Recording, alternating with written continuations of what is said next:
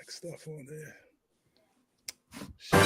Now, get ready for the hottest podcast coming out of Dallas, Texas, with Sean Fox, K Boogie, and Cowboys Nicky. Stars talking Cowboys. Let's go! Yo, here we go again, back up on the scene. Stars talking Cowboys, you know what I mean. The podcast repping everything with silver and blue. Keeping it real, that's what they do. Let me tell you about the crew. Sean Fox spitting facts, K Boogie's giving game, Nicky's got the stats, so of course she covers everything. It's showtime, so let's get to the biz, and that Stars talking Cowboys. Yeah, you know what time it is.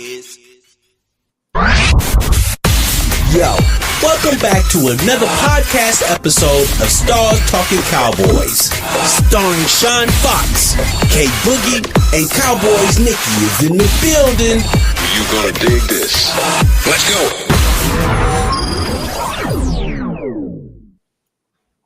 Good morning, good evening. Good evening, good evening, good evening. Yeah, welcome to another edition of Stars Talking Cowboys. I am one of your hosts, Sean Fox. We got Cowboys Nicky in the building. We got K Boogie in the house. Yes, sir. And we have a special guest, even though he is a part of the Frenemy Club. We have Wayne. What's your radio name, Wayne? I'm the wise and the woke one. That's me. Okay. I'm the wise and the woke one, aka Mr. Charles. So I have a podcast as well. I wanted to, put my shameless plug in there. You can check out my podcast on Facebook at the Wise and the Woke. It's more of a sports culture kind of show, but I think you guys will enjoy it. But yeah, I'm the wise and the woke one. All right, wise and woke. He's the wise and the woke one. That's right. Can't just be wise without the woke, and can't be woke without the wise. All right then. Well, like I said, once again, welcome to another edition of Stars Talking Cowboys. Hey, what can I say about football? This late in the season, if the NFL At 8 p.m. Oh, sorry. Yeah, that's right. If the NFL has ever wanted parity in the league, parity in the league, this is the year for it. Yeah. This has truly been an any given Sunday league this year. Anybody disagree with me on that? Nah, I agree with you. No, absolutely. It cost me some money. It's wide open, man. It's wide open. There's so many teams who got viable paths to championship, and it's going to be an injury here, a break here, a call there, and who knows? Like the Bears right now, they're the commanders of 2025. They got a good team. And it almost seems like it came out of nowhere, but they've been steadily building. So, and the Patriots, same thing. It seems like they came out of nowhere, but they've been steadily building. And like you said, there's this parity all over the league. It's too much parity, though. It's too much. No, that's a great thing. You have more. Man, I like the super teams. I like the super teams, man. You like to have all parity, man. You like to have all the fan bases involved, that's what makes it great. It's not corporate America right now, are we? We in corporate America right now. We in a boardroom right now. That's what it sounds like. That's what it feels like. Oh man, I don't like all the parity, to be honest. It's too much. It's too much parity, man. I know the NFL wants it because they want to, sell tickets and merchandise and what have you, but it's too much parity, man. But it's also exciting, okay? It's also exciting. Yeah, you gotta say, and just in my opinion, granted, I am the most diehard Cowboy fan that I know. I don't feel like there's anybody more diehard than I am. But I've actually enjoyed watching football this year. And what I mean by enjoy watching football, who would have thought that the Colts at the beginning of the year was going undefeated, and now they've lost 2 in a row, and they Jacksonville has always been Jacksonville. And now you have the Colts, and Jacksonville is now number one in that division. Who would ever thought that the AFC North would have the Ravens 6-6, the Steelers 6-6, the Bengals 4-8, and the Browns are being the Browns. If you can't call that parity, it's parity. The AFC South, Jaguars 8-4, Colts 8-4, Texans 7-5. The Chiefs being in third place in their division. Who would ever have thought that? We'll go over to the NFC. Obviously, we have the Cowboys and Eagles. Eagles 8-4. We're 6-5-1. We're a game and a half behind. The Bears and the Packers and the Lions. Lions have been the cream of the crop of that division for the last few years. And now you got the Bears who have leapfrogged everybody at 9-3. And then the I don't want to call it the lowly NFC South. You got 7-5 Buccaneers or 7-6 Panthers.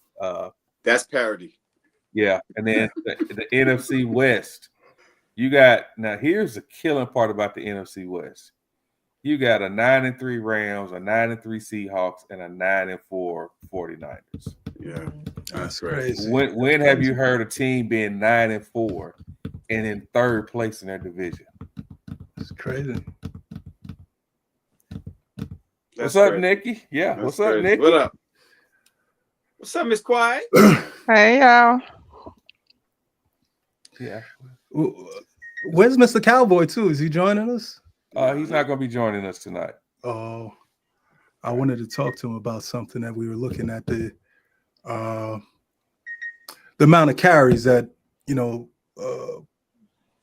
Cowboys would face this week, and they did a pretty good job stopping the run, but they didn't stop it completely. KC was moving the ball a little bit, but KC was running on the outside, on the perimeter more than running inside. They stopped the inside running game, but it was on the perimeter. That's where they were getting most of their yards. Yeah, they didn't overwhelm you, but they still were moving the ball. Yeah, and I think that once we get into the games, we talked about this. Actually, we talked about this when we played the Eagles. We were wondering why Barkley, you guys didn't run on the outside against us with Barkley. I mean, our defense is built for any running back to hit the outside. And when we get into this Detroit game, that's the only thing that's scaring me, man. That's the only thing that's scaring me. But we'll get into that just a little bit later. Yes, he is. We'll get into that a little later. So with that being said, let's get into the games from last week. Do we have to? Yeah, it cost me money. It cost me money. Just because we are such loving hosts, we would love to hear your take on the Eagles game this past week. Yeah. It was a brutal game. I just, I didn't expect the defense to get pushed around like that. But when you look back on it, they've been playing a lot. They've gotten a lot of snaps out of the defense over the last couple of weeks. And it was sort of like the dam finally broke, and they just couldn't do it anymore. So, the thing is, these teams that are not on TV a lot, we don't see a lot, like the Chicago Bears, there's some rough customers. And that's why they're leading the NFC. They're actually leading. Although they have some challenges ahead of them on their schedule. I mean, they're a good football team, and we're seeing a young star develop before our eyes in Caleb. So, but overall, it was poorly executed game. It was a poorly coached game, and there's really no excuses for performances like that. I love Jalen Hurts. That's my man. But it was a terrible game on his part. It was just something that they're going to have to try to put behind them, and just, you know, they got a couple of extra days to prepare for San Diego. I mean, I'm sorry, you know, the Chargers, and there's only thing they can do is look themselves in the mirror and say, hey, look, you know, we're going to have to turn this thing around very quickly. There's only 5 games left. They're going to have to turn it around very quickly, or, you know, you guys can catch us, you know. And that's why I was, you know, when we were talking about the ties and all of that, and then that's not a good thing, because that's how close we're talking about parity and how close these teams are. A half a game could be like a gulf, you know, that you can't get over and could derail you guys from making the playoffs. So, you know, or on the other side, it could help us. Exactly. I mean, especially if you go undefeated in the division. In the division, yeah, who's doing that? We have a division loss. We lost to the Eagles. Oh yeah, I know. Y'all forget a lot. I forget that, you know, y'all have. I forget y'all have selective memory a lot. No, I forgot about the first game because it was actually a win. But CD helped, you know, with all. It was actually a win. Yeah, that's what I'm talking about. That's actually a win. But, you know, that's my thing of the game. It was just, you know, one of those games where I'm really, it's probably one of the first games I thought the team actually quit. You know, just you know, and it was a bad thing to see. I can't sugarcoat it at all. But, you know, with the Rams losing, you know, we still have the sights right in front of us. We still can achieve what we, you know, set out to achieve. And, you know, maybe I'll move my expectations a little lower from getting the first seed, but the second seed is still right there, out there for us. So, you know, I'm not, oh, the sky is falling. I'm concerned, absolutely concerned, but, you know, there's some positive things on the horizon that I think will at least keep us ahead of you guys. Yeah, schedule is one of them. That's right. All right. The schedule is one of them. Also, Lane Johnson, it's not light. Now it's light. And before the season started, it was the toughest in the NFL. So, you know, we should get something a little light around this time of the year because it was front loaded in the beginning of the year. And we beat those teams. And we have tiebreakers over a lot of the top teams in the NFC, including the Rams and Green Bay. You know, let's get Nikki's thoughts on that game real quick, on the Eagles game real quick. Then we'll jump into all that. My thoughts on the Eagles game? Yes. I mean, they did what I said they was gonna do. No, you didn't. You said they were gonna win the game. We all said they were gonna win the game. I did. We all said they were gonna win the game. What did I say? What I said.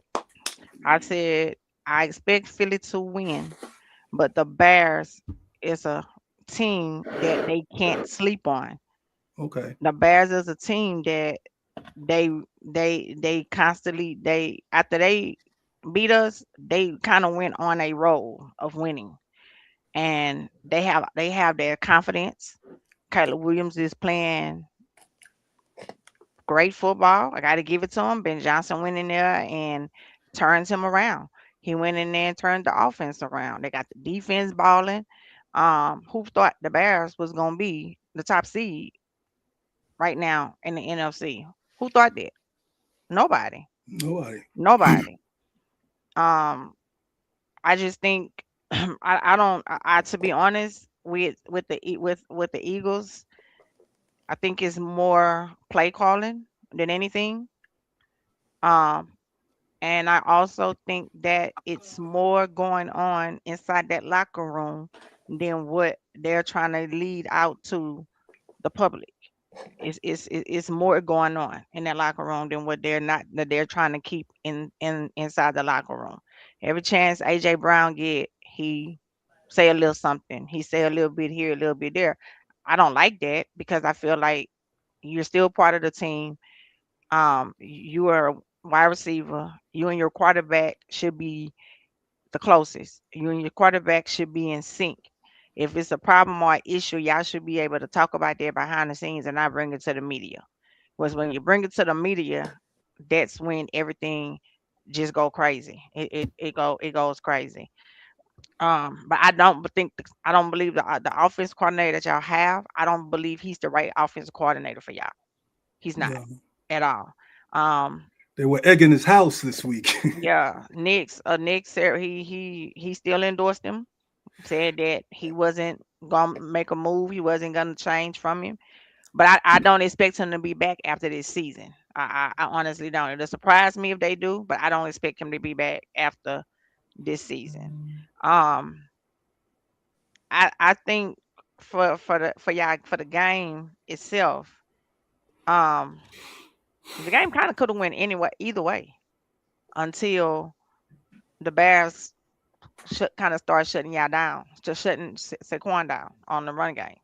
When they start shutting him down on that, that's when everything just kind of tilted towards, hey, the Bears is gonna shoot, probably gonna pull this out.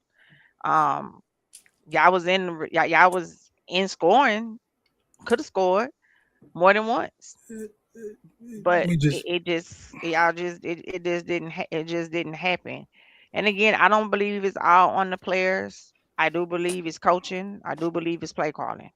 I really do, because I think he's trying to neutralize Jalen to trying to make him a pocket passer more than anything, and he's not a pocket passer. You have to let a quarterback that run and use their legs. You have to let them do what they do at times in the game to help you. Um, I don't know. It's just I think it's the things that's going on behind the scene that we don't know all the way. I think that's playing a role on the field now. I could be wrong, but I just I think think, it's a whole. I'm I'm sorry. sorry. Go ahead. No, you No, go everything ahead.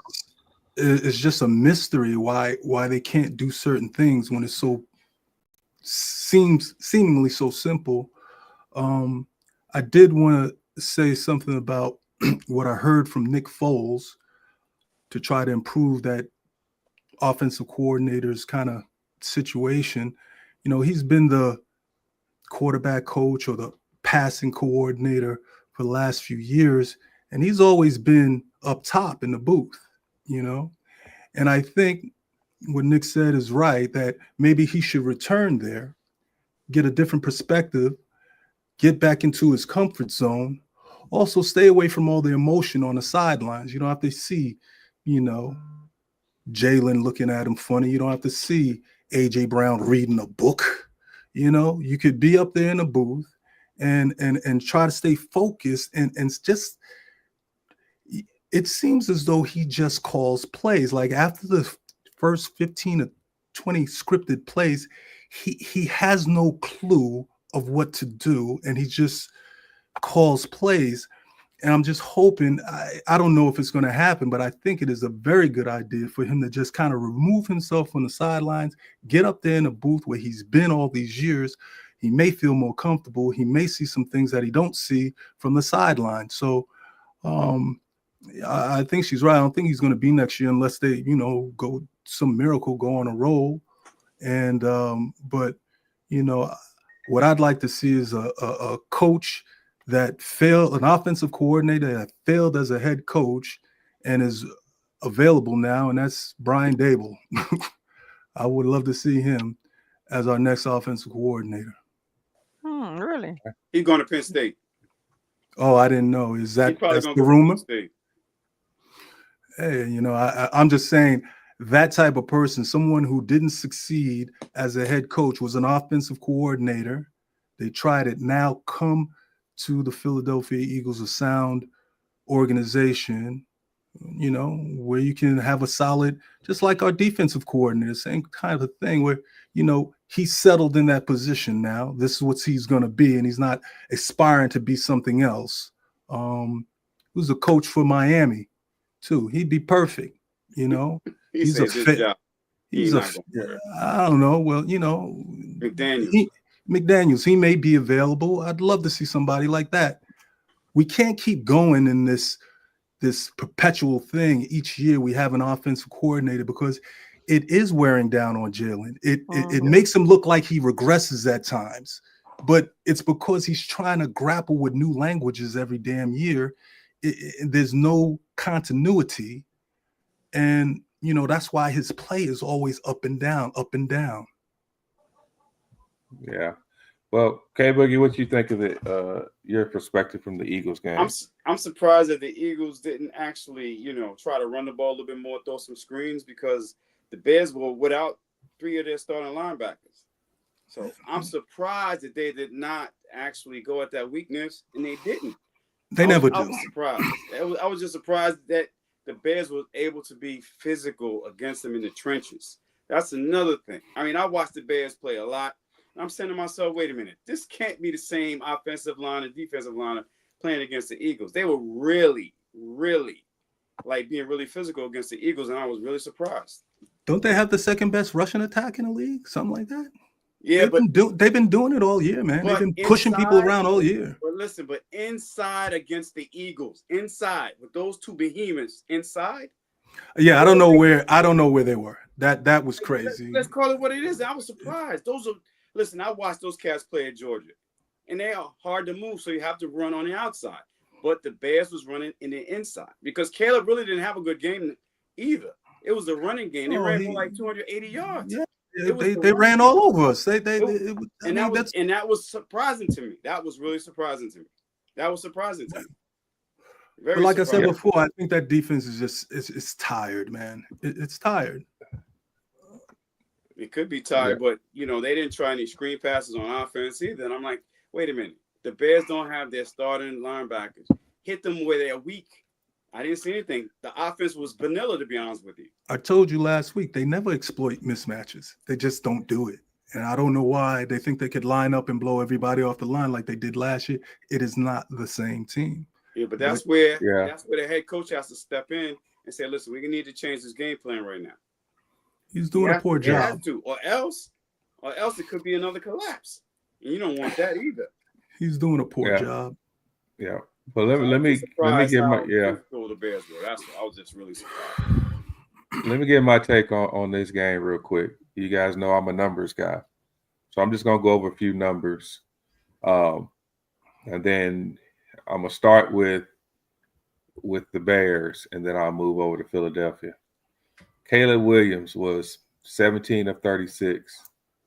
A little bit under 50% with 154 yards and a 4.3 average yards per play. 1 touchdown, 1 interception, took 2 sacks. I'm not taking away from the kid because they won that game. But any other quarterback in the NFL with those type stats would not have won a game. Let's just be 100% with that. Wouldn't have won the game, you saying? Wouldn't have won a game. Yeah, but if you have 2 running backs running for 100 apiece, hold on, time 2 out. of them, you gonna win. You can win a game. Let me finish. Let me finish. Okay. A quarterback going with less than Shedeur Sanders, if he would have had these stats, Cleveland would not have won that game. And that's what I'm saying. Any other quarterback in the NFL on most teams would not have won that game with those stats. Now let's go to the Bears. You had 2 running backs. The backup running back, as a matter of fact, had more carries than the starting running back. The backup quarterback had 22 carries at almost 6 yards a carry. The starting running back had 18 carries for almost 7 yards a carry. So the Bears did exactly what they were supposed to do. When they seen that the Eagles couldn't stop the run, they just kept pounding the ball. And that goes into the time of possessions. The Bears had the ball for almost 40 minutes. They had the ball. Their offense had the ball 2/3 of the time for the game. That's what I'm telling you. Defense was tired. Which in turn makes the Eagles' defense tired. but that's not in my opinion, the telltale sign of the game. The telltale sign of the game for me is, and I'm not going to go over all the Eagle stats. I'm just going to give you the touches. Saquon Barkley had 13 carries. He had 0 receptions. A.J. Brown had 12 targets with 10 receptions. Mm-hmm. Devontae Smith had 8 targets with 5 receptions. Your tight end Dallas had 4 targets with 2 receptions. So it sounds like to me that you're off, and I'm on the outside looking in, but it sounds like your offensive coordinator is trying to make everybody happy. I don't know. He's not making anybody happy. I think I told you last week, man, if you don't have an offensive line, you don't have a team. And right now, our offensive line is in shambles. And one of the bright spots, I'm hoping, I heard that Lane Johnson is coming back in a couple of weeks. That is, to me, that's huge because I know our record when he's not in the lineup. So, but that's what we just got dominated on both sides of the ball, on both sides of the line of scrimmage. And that was it, man. And from there, it's not much you can do. You can't protect the quarterback. You can't move people to create any kind of lanes for your running backs. And you got a offensive coordinator who can't make any kind of adjustments. So it's just like it's a bad brew right now. And I'm just hoping that, we catch a couple of breaks, one being that Lane Johnson comes back healthy and that, maybe Herbert doesn't play. Who knows? You got a broken hand. Yeah, really. What do you mean? Yeah, really. He gonna play. Oh, I thought you meant why. Oh, Herbert, yeah. I mean, he might. Okay, let him play out there with a cast on. That'd be good. We're gonna go after him. Aaron Rodgers just played with and you saw what happened. And you saw what happened. You saw what happened. All right. So before we get into the other further games, let's circle back and let's talk about the Thursday game, the Cowboys and against the Chiefs. So, K-Boogie, let's start with you. Your assessment of Cowboys and Chiefs. We didn't give up. We fought to the end. That's actually my assessment right now. There's a lot of games that we're winning right now that we would normally lose, especially to the Chiefs. We have a lot of fight right now. We have a lot of fight, no giving up. And that's what I like about this new team, I would say. The new team of the Cowboys are a little different, though. But, Wayne, it's the truth, though. A lot of these games we were losing in the past. The last 3 games have showed me a lot with the additions, especially my man Q Williams, Roll Tide, that the Cowboys are playing differently because they feel different. You know what I'm saying? They're acting different. They're playing with more heart than they usually would play with. Come on, Wayne, you know I'm telling the truth because the Cowboys would lose games like this. We playing the Chiefs. We can't stop Mahomes, really.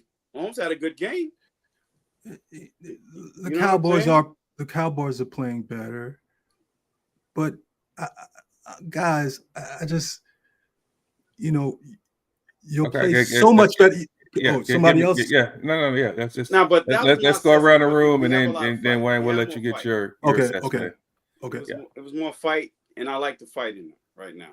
Going back and forth with the Chiefs, it's a lot of fight. We lose games like that usually. We lose games. Q is a leader, and he did the same thing when he was at Alabama. That's something that we were missing on defense. I'm not calling anybody out because that's not what I do, but Q has brought leadership to our defense, and that's what we needed. He's talking, communicating, you know what I'm saying? And we missed that. We miss a leader on our defense because we already got a leader on offense. So this is why I'm trying to say that basically the camaraderie that we have right now on our team is better than it was in the past. And when you have that type of camaraderie, you play more for each other. And because we're playing for each other right now, I feel good. even if we don't make the playoffs, I feel good where this team is headed, to be honest with you. It just feels better. The atmosphere is better. The players are better. I can't wait for Diggs to come back so he can actually play a little bit better. But that was my assessment, actually. We didn't fight. I mean, we fought. We didn't give up. We didn't give up. We just played hard all 4 quarters, and we didn't give up. We didn't. I wish my man Blueprint could be out there too, because I love speed. I think sometimes when you have a lot of speed out there, you can't neutralize all the speed. And I wish Blue was out there, but Davis, he's proving me wrong too. He's out there, taking advantage of his opportunities right now. But right now, I'm going to say Q coming to our team is giving us a great lift. Him and Overshown, by the way they're playing right now. All right, Nikki. Okay. So for this game, I think when Dak threw, of course, the interception to start off with, normally once that one thing happens, then everything else starts spiraling down. I was upset with Kayvon Turpin until he saved that ball for us, because I was just like, why do you keep getting us pinned like this? Having to start so far back. If you can't catch the ball, or you're not gonna run the ball out, whatever, just get away from 'em. Just don't just move, But when he saved the game actually. He really did. He saved the game. So I wasn't mad at him no more. But we I think what I'm seeing in this team is something that we haven't seen in this team in a long time. It's not just coaching, but it's actually we have players that want to win. We have players that's out here ready, wanting to scrapping and fighting to get that W. They not giving up. They not stopping. They not. I remember seeing a team like this where we get down in a game, especially a team like Kansas City Chiefs. Their mindset was we can't beat them, but they have a different mindset now. Their mindset is we can beat them. We have to stop the mental mistakes. And I think once they stopped the mental mistakes, everything got back rolling. Dak was mic'd up for this game. So you can go listen to the sideline sounds. And you can go listen to everything that happened on the sideline, even from when he threw the interception, um, even from when, Mahomes magically didn't fall down and got the ball down the field to Rice. Rice was wide open. Um, Dak was mic'd up. And so many people try to say Dak wasn't a leader. Dak not a leader, or he wasn't a leader. He's selfish, or he don't care about nobody else but himself, or all this extra stuff. But each and every time Dak went to that sideline and something didn't happen right or didn't go right, he went to that sideline and he told them, he said, "Do your part, and we're gonna do our part. Defense, do what you're supposed to do, and offense, we're gonna do what we supposed to do." We already know. He was like, "We already know special teams. We already know what Aubrey gonna do. We got to do our part." You know, and I think that's the biggest thing that's happening now with this team. I don't think we have a lot of people was down on Brian getting hired as the head coach, but I told y'all on this same show that give him a chance. I told y'all on this same show that he comes from a football background, and he gonna make minor mistakes as a new head coach, but give him a chance. And I don't think they would have a better coach right now coaching this team. Um, just some things that I'm still on the defensive side. I mean, even though we have Q and Overshawn back, we still missing too many tackles. That's one of the biggest things for me. We're still missing too many tackles. And when you have a chance to get Patrick Mahomes and get him behind the line and whatever, and you let him slip away, and still get the ball down the field. We have to do better. We have to do better on that. I agree with Brian on that. Tackling, in some aspects, are still bad on the defensive side. Ain't really so much to say bad about the offensive side, no more than they need to hold on to the ball. You know, um, Pickens fumbled. You know, that could have changed the whole game. You know, um, we playing inspired football right now. I'm not saying that's, I'm not saying that we're not gonna lose any more games. Right? I'm not saying that, but what I'm saying is that we are playing inspired football right now. And when you play inspired football, it trickles down to the whole team. And that's what they're doing now. I think play calling was exceptionally good in this game. I did like the play calling in this game. I liked how the offense, now our offense coordinator, I look for him to be I look for him to be on the board for being a head coach next year somewhere. Somebody reaching out to him to be a head coach. Because he is doing a great job with this offense and getting these players open, allowing these allowing these players to get open. 'Cause y'all know that was one of the things we always had with our team. The receivers didn't know how to get open, but it's happening now, and it's because we have a good offensive coordinator. Um, y'all know how I feel about Eberflus. I don't care if the defense doing good or not. His ass need to go next year. Um, I still don't feel like he's done enough turnaround with the defense for me, for him to stay and keep his job. Kind of like the offense coordinator in Philly. He ain't done enough to keep his job to me, you know. But it was a good game. Me and Tisha was there. We had great seats. Um, we had a great time, and it was exciting to walk out the stadium because I mean Chiefs fans, they showed up. They showed up. And if you seen the game on TV, I know you seen a lot of red. You know what I'm saying? I know y'all seen a lot of red. You A know, lot. yeah, they showed up. They They travel did. well. So that was like one of the best feelings to walk out of there, even though they had so many Chief fans there, just to walk out and say, "Hey, we fought to the end," and Dak beat Patrick Mahomes. I think this was a win that Dak needed as well on his resume because he's never beaten Patrick Mahomes. So this is a win he needed on his resume as well. Um, but it was a good game. It was a good game. It was very, very entertaining from the start to finish. It was a great game. Um, I like how now, like when something happened, they go to the sideline, they talking about it, they fixing it, they telling each other, don't worry about it. This was on me, but we're gonna get it fixed for the next round. Just do your part, I do my part. So it's, I don't know. I don't know where we go from here. You know, I don't know where we go from here, but we playing pretty good damn football right now, and football is a sport that when you start winning in December and January, that's when you know what type of team you really have.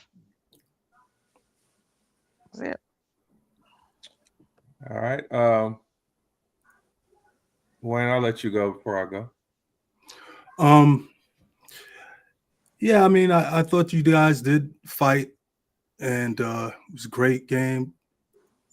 Nikki pretty much said it all. If I was a Cowboy fan, I would feel good. I will feel good. You guys are literally back in the race for the NFC East. But, as a fan looking outside, we've seen this before. Here we go with reality. We've seen this before. And the thing about it is, when y'all play in that stadium in Jersey, y'all are a different team altogether. And it's been that way Dak's entire career.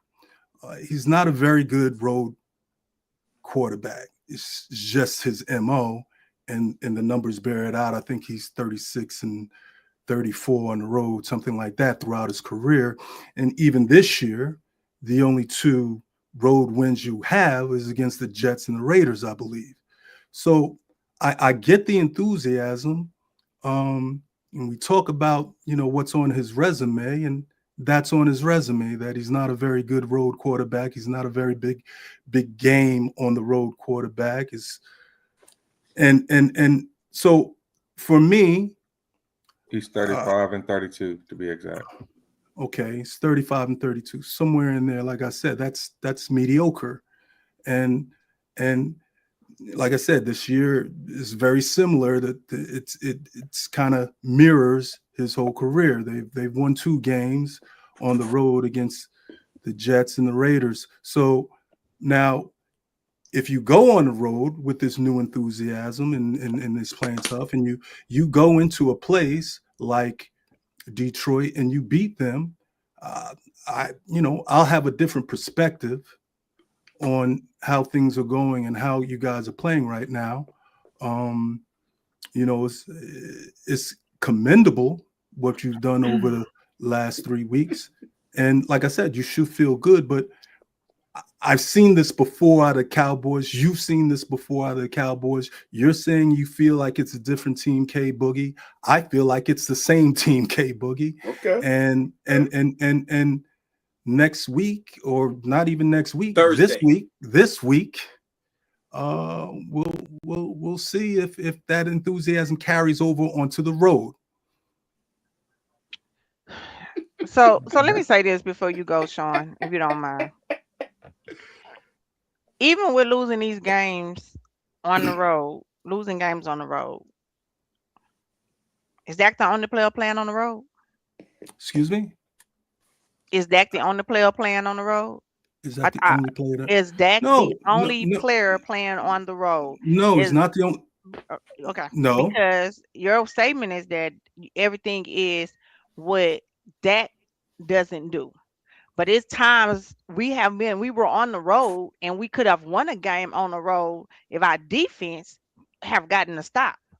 If our defense had not gotten a penalty to leave the other team on the field. If our defense get them off the field at 3rd downs. So I don't like the narrative that everybody always want to put it on just Dak. Like, yes, Dak is the quarterback. Yes, Dak is the leader of the team. Yes, you got to have a quarterback in order to win games, in order for your team to put points up on the board, because he's on the offensive side. But at the same time, it's a team for a reason. It's a team for a reason. It's just like with Jalen right now. It doesn't matter if Jalen put points on the board, but your defense not getting stops and letting whoever go down the field and still score. It doesn't matter what Jalen doing, because your defense ain't doing their job. So I'm not gonna get on here and say, well, Jalen can't win games, and it's Jalen. Like, no, the team can't win games. The team is not doing what they supposed to do. You got 3 parts of a team that need to win. That's your special teams, that's your offense, that's your defense. Then on top of that, you need your coaching staff to be able to understand situational football and understand the right plays to call at the right time to call. And in football, as we always say on this show, you can play good, but it also comes with just what? What's your favorite word, Sean? It comes with what? A little bit of luck. Yeah, a little bit of luck. Yeah, I was about to say a little bit of luck. And just to add to, and then I'll let you go, Wayne. And to add to Nikki's statement about coaching matters, Dan Campbell didn't think that his offensive coordinator was doing a good job in Detroit, and he took over the play calling. Right. How has that turned out for Detroit? How's it been? 3 weeks? How many weeks has it been? It's been 3 weeks. 3 weeks. Were they 1 and 2 in those 3 weeks? 1 and 2, yeah. And 2 of the games he lost. They lost because he decided he wanted to go for it on 4th down. He's a lunkhead. You know, But that's him, though. Yeah. That's his personality. but that's him. what that's the example. I mean, that's what I'm saying. And one of those Coaching games was matters. the Eagles. He went for it on Yeah. 4th down just about every time he played, y'all. Yeah, he did. He was 0 for 5, I Right. think. Yeah, he That's was who 0 he for is, though. 5. But that's who Yeah. he is. He Guys. coached Yeah. his team 2 games. That's who he is. Yeah, so that's what I'm saying as far as you know on that stat there, and I gotta 100% agree with not only Nikki, and we're not saying it's just to you, Wayne. We're saying this to a lot of Cowboys fans. I hate the fact that when we win, especially when we were losing in the beginning of the season, and Dak was still considered as an MVP candidate amongst the experts because he was the only person on our team. Somebody has to get the ball to CeeDee Lamb and George Pickens. Our offensive line was horrible at the beginning of the year. So I'm not one of those individuals who I'm a team guy. If Dak is doing good, I'll put up his stats. We'll talk about his stats for Thursday's game. He was 27 of 39, two touchdowns, and an interception. Those are respectable numbers. Respectable. I'm not saying those were great numbers, but those are respectable numbers. But the running game, we ran it 26 times for 137. That's good. It is good. But for us to win the game, our quarterback had to throw it 39 times. He had to complete 27 passes. So I hate the narrative of Dak is not this or Dak is that. It's a team concept. Okay. And that's just my opinion. Yeah. Look, I defend Dak. I defended him a couple of weeks ago against Damon. What's his name? Dan Orlovsky. No, the basketball player. I called him a bum. I know you're talking about. Oh, man, yeah. I'll pay Anyway, attention to basketball players and football. Right.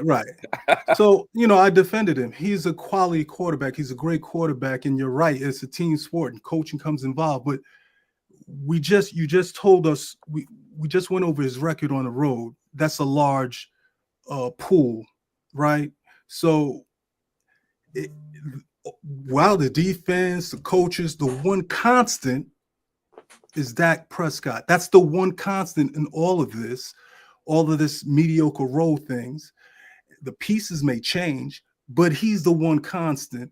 And it's not a narrative, it's his resume. It's not a narrative, it's his record. It's not a narrative, it's the data. So, again, I'm looking on the outside, like you said. I'm not in the inside, and Nikki's an inside and all. But from the outside, looking at these numbers and looking at the games, there was another. He like you said, there's a lot of luck. He throws a lot of pick-worthy passes. He did it against us. We dropped it. He did it again this game down in the red zone, and he just needs to. Maybe there's a breakout year where he finally gets over this, but right now, it just seems that he's like Kirk Cousins with a better wardrobe.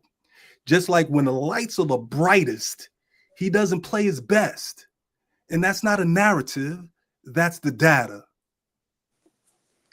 The lights been bright. The lights been bright these past 3 weeks. The lights been bright. Notice it hasn't. You had to win these. Let me finish. Okay, let her finish. I'm hold on sorry. for a second. Before you judge Dak Prescott right now, right? Let the season play out. We have new energy. Wait. We have new energy. It's not how you start, it's how you finish, correct? Correct, Wayne? It's not how you start, it's how you finish. Correct. So let's judge that moving forward. Okay, if that's what you want to do, we'll do that. But you can't say what you said was a narrative. because our defense was holding us back. It wasn't the offense. It was our defense was trash. Let's call it what it is, Wayne. Our defense was trailer trash. Now we have some additions on our defense. I have to say that about we will start to judge Dak Prescott moving forward because our defense is a lot better than it was before. It was trailer trash, Wayne. We made every quarterback look like a Hall of Fame quarterback. Every last one of them. And Dak had to play with that defense. He was trying hard because he had to be in all those games. This is what I'm saying. Let's actually judge Dak Prescott from here on out because our defense has improved. And that's what I'm telling you. That's what I'm telling you. All right, that's fine. We'll judge him from out. But what we were saying, what I was saying is a narrative. It's not a narrative. It's his resume. Now, again, I told you, if he goes into Detroit, even if they're banged up, whatever the situation is with Detroit, if he goes in there and he wins, they win that game. There's not much I can say going forward. Like you said, he's won a game, a huge game, Thursday night game. Nobody else is playing. Everybody's going to be watching. These are the games that he doesn't usually win. He did on Thanksgiving, great. But he usually doesn't win it. We win over the numbers. So, I don't like when I say something and people call it nonsense or it's a narrative. I don't do that. We don't do that here. I base my opinions on facts, on data, on history, and the things what I see with my own eyes. So if he does, so my rebuttal to that is that a lot of people are calling Jalen Hurts a running back that's playing as a quarterback. Is that facts or narrative? That's a narrative. Okay. Because I've seen him. Exactly. That's exactly the point. And I'm not cutting you off, and I'll let you finish that. But that's exactly the point. Just like, we have to respect you saying that on the outside looking in, that Dak is this and Dak is that. On the outside looking in on our part. And Jalen Hurts is a Super Bowl winning quarterback. He's been to the Super Bowl. Okay. A Super Bowl winning quarterback and has been to the Super Bowl more times than Dak has. I'm going to give him every prop in the world for that so we can take that out of this argument. But I'm not trying to compare the two. Yeah. I'm not comparing. I'm just saying the narrative, as you said, the narrative is, and from this season, it seems like he can't throw the ball down the field. The facts are that he is not very accurate quarterback throwing the ball outside the numbers. He's a very good quarterback, maybe throwing that, maybe the deep balls. You're talking about the 9 routes? No, not the deep balls. The posts. He's very good at the post. He's good at throwing in the flats. But those intermediate throws, he's not a very good quarterback at throwing those. So that's why a lot of people are saying that he is a running back who is playing quarterback. Okay. And as an Eagles fan, you're going to defend that until the wheels fall off. You're going to say, just as you just said, that he is a MVP winning Super Bowl quarterback. That's the thing I'm trying to say. I'm going to defend him. I'm going to defend him with facts and data and show you that he's one of the most accurate quarterbacks over the last 4 years. He's one of the most winning quarterbacks over the last 4 years. Because he had a team. He had a team. He had a team around him. He had the right receivers around him. He had the coaching staff. He had the play calling. He had the a offensive team. line. He had a line. Y'all had a badass D-line. Nobody not taking that from y'all. Y'all walked right into that Super Bowl against the Kansas City Chiefs, and y'all put y'all foot on their neck from the beginning and never let up. That's what y'all did. But if the D-line didn't do what they was doing, then Jalen wouldn't have been able to do what he did. Y'all fed off each other. How many times that the defense had go back on the field and get a stop, and Jalen still can't get the ball down the field and get a score? He just showed us that Friday night, Black Friday night.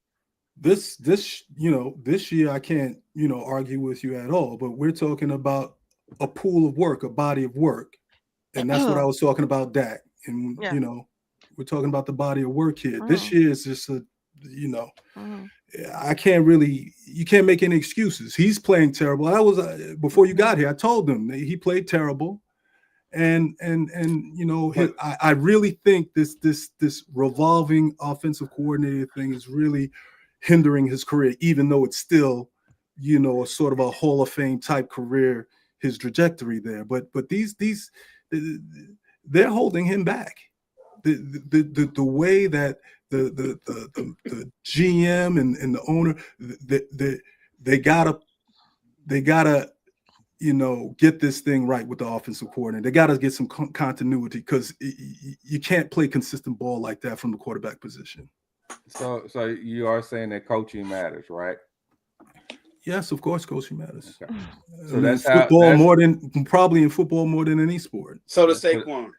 Okay. So Yeah, you and I think you see what happens. Yeah, and I think that I think that, and I'm gonna get into, you know, my thoughts of the game, but I think that if you really want me to say what I think the Eagles' problem is from the outside looking in, I think that winning that Super Bowl is you guys' biggest issue this year. Hangover. Yeah, I really do, because last year it was all about Saquon Barkley. It was all about his yards from scrimmage. It was all about him being humble and not breaking the record, the Russian record.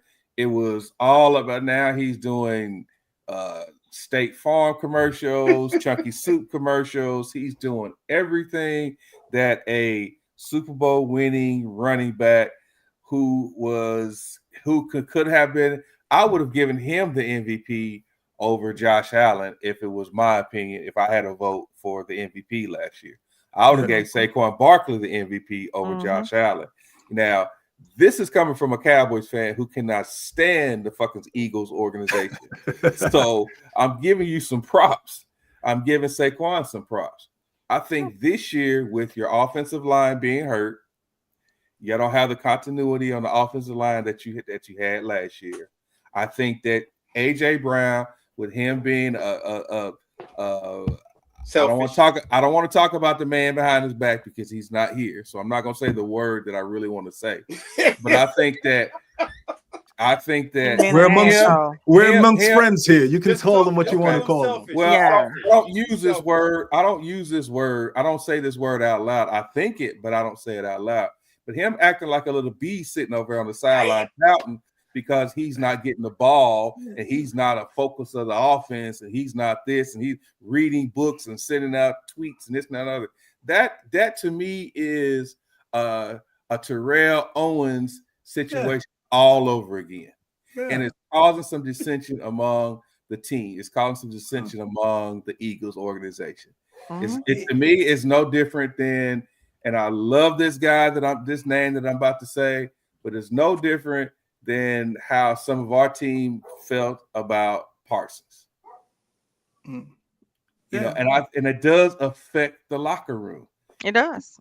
It does affect. No matter how much we try to sugarcoat it and this and that and other, that kind of crap. Do you know who I feel sorry in all of this? All of the egos. I feel sorry for Smith.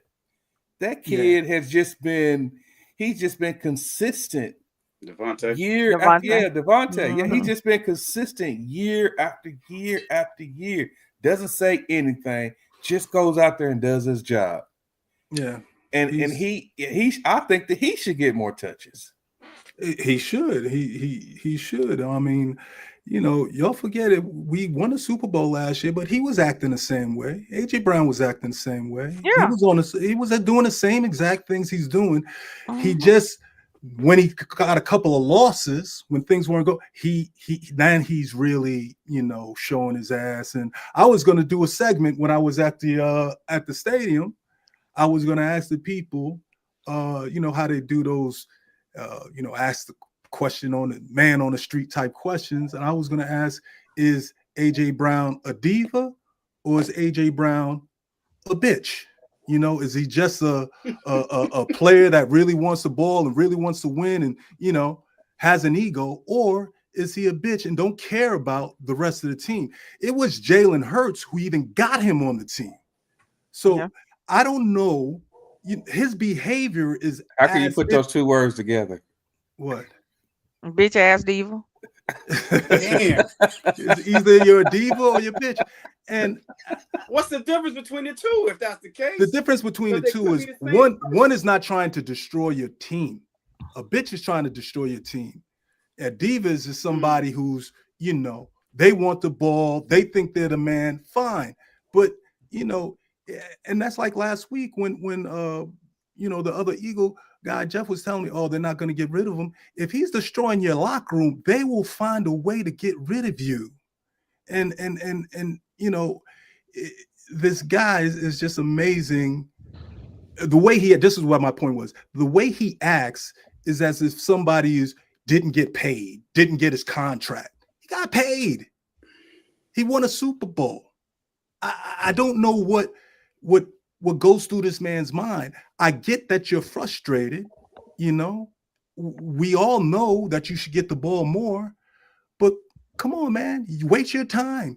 But he was the only one that was getting that Jalen was throwing to on Friday. He was the only one that Jalen was targeting and throwing to, and it felt like it looked and felt like Jalen was being bullied to get the ball to get the ball to him, whatever. Then as soon as the game over, Jalen got you the ball. You had 2 touchdowns or whatever, and as soon as the game over and y'all lost, the first thing he goes on Twitter and says, "Well, I guess me catching the ball still don't matter.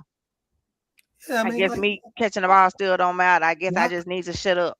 I guess I just need to not say nothing." He goes on Twitter as soon as the game over when it says that. And I'm thinking like, they ain't even left the locker room yet. Y'all couldn't talk in the locker room and figure these things out. Like it's terrible. It's terrible. It's terrible. And you can't win when you have people like that on your team. You can't win when you have selfishness on your team. That's why it's part of the team. And that's why it was, you know, you spoke about a Super Bowl hangover, and, you know, always after Super Bowl, you fear that. But I thought that, you know, it wouldn't affect this team as much because of Jalen, because of his leadership, and because they keep the main thing. But this guy, he's messing with that. And also, like you said, Barkley, man, Barkley is a different kind of dude too, man.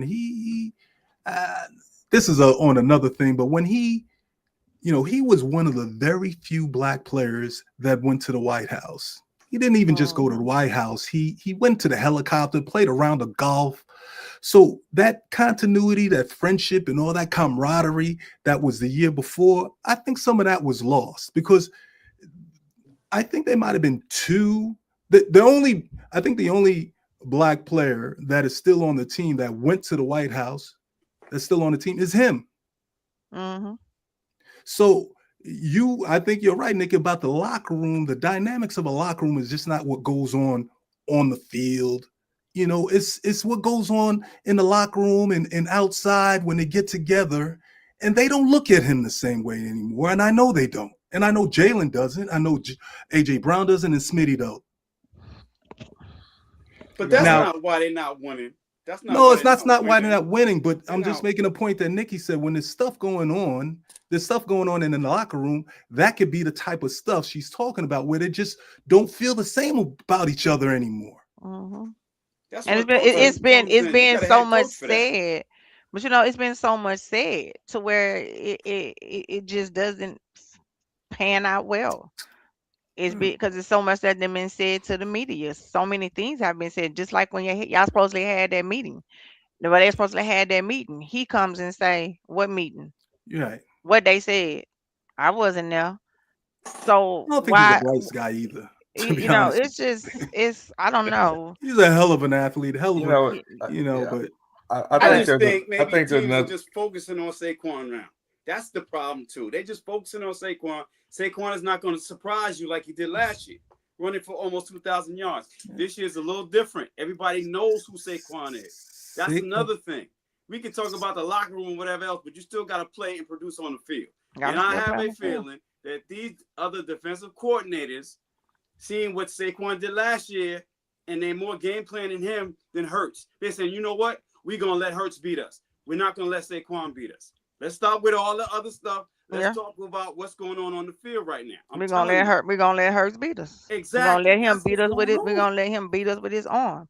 That's what's So going on. They it said goes we're back not to gonna what let Hurts Sean beat us. said. But I know Sean, you want to say something real quick. Dak is 12-6 on Thursday night games. So you saying he don't shine on bright lights or whatever? That's out the window. Well, no, it's not out He's the 12. window He's because 12. He's 12-6 on it's Thursday not out. night games. Um, let me see. Yeah, he's 12-6 on Thursday night games. So he does show up on bright lights and nights. And And that two of the only those, team is playing. He two of does those, show up. two of those losses were the Thursday night at the beginning of this, this beginning of the season, that first game of the year. So two of We those are played those. the Eagles. Yeah. So And we opened up the season with the Eagles. yeah. But we So didn't lose because of Dak though. We lost because of Lamb.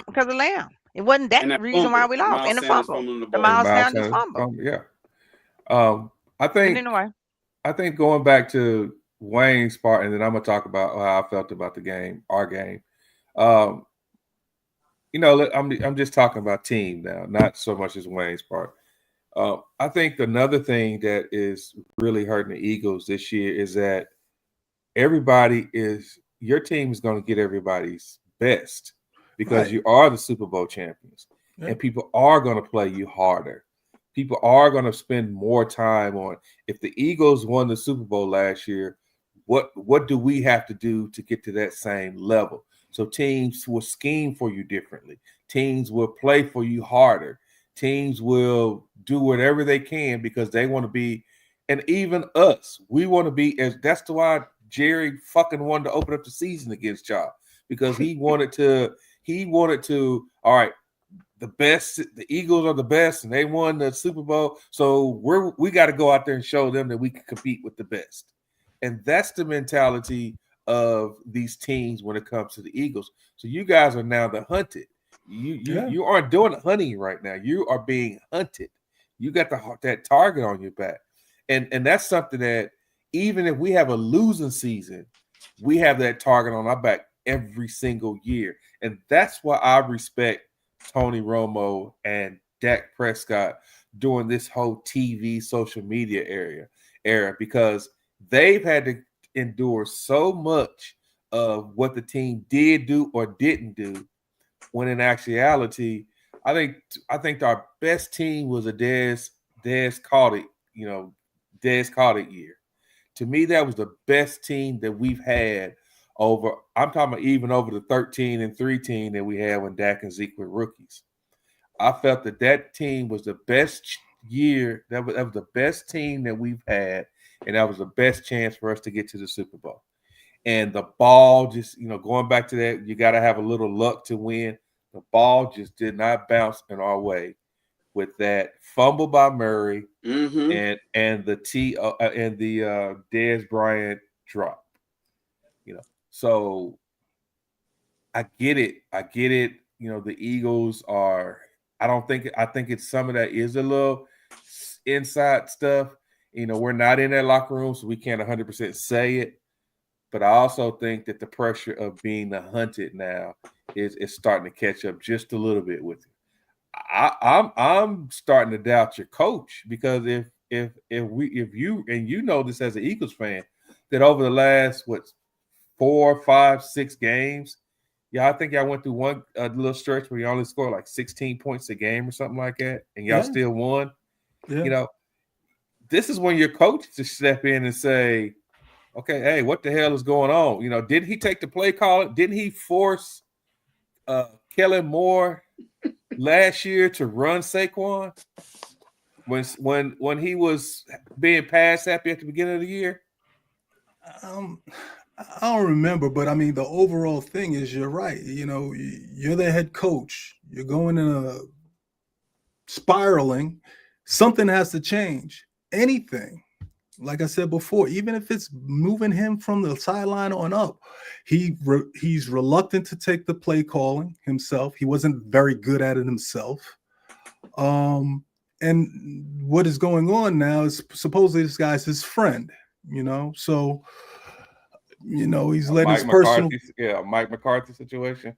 Yeah, it's his friend, and he wants to give it all, and I guess you can have excuses because your offensive line is banged up and stuff like that. But come on, man. I mean, everybody.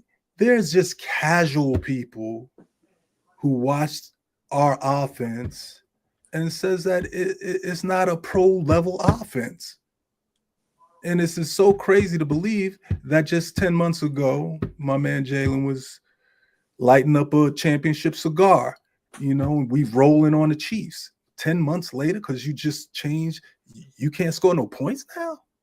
Everybody's baffled, and it leads to dudes getting their houses egged.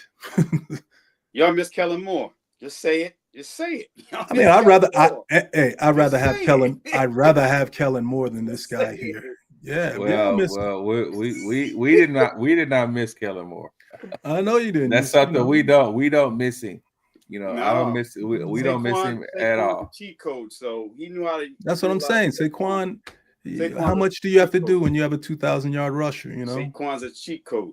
Him and Bijan Robinson to me are cheat codes. In that offensive line when they were playing. I mean, I know, like Jordan Mailata is a perfect example. This guy's excellent tackle, right? He's probably one of the highest graded tackles before this season. All of a sudden, I see Barkley has to chip for him, have to help him out. Like, that's never he wasn't doing that before. So I know he's not right. Lane is out. Juergens came off back surgery.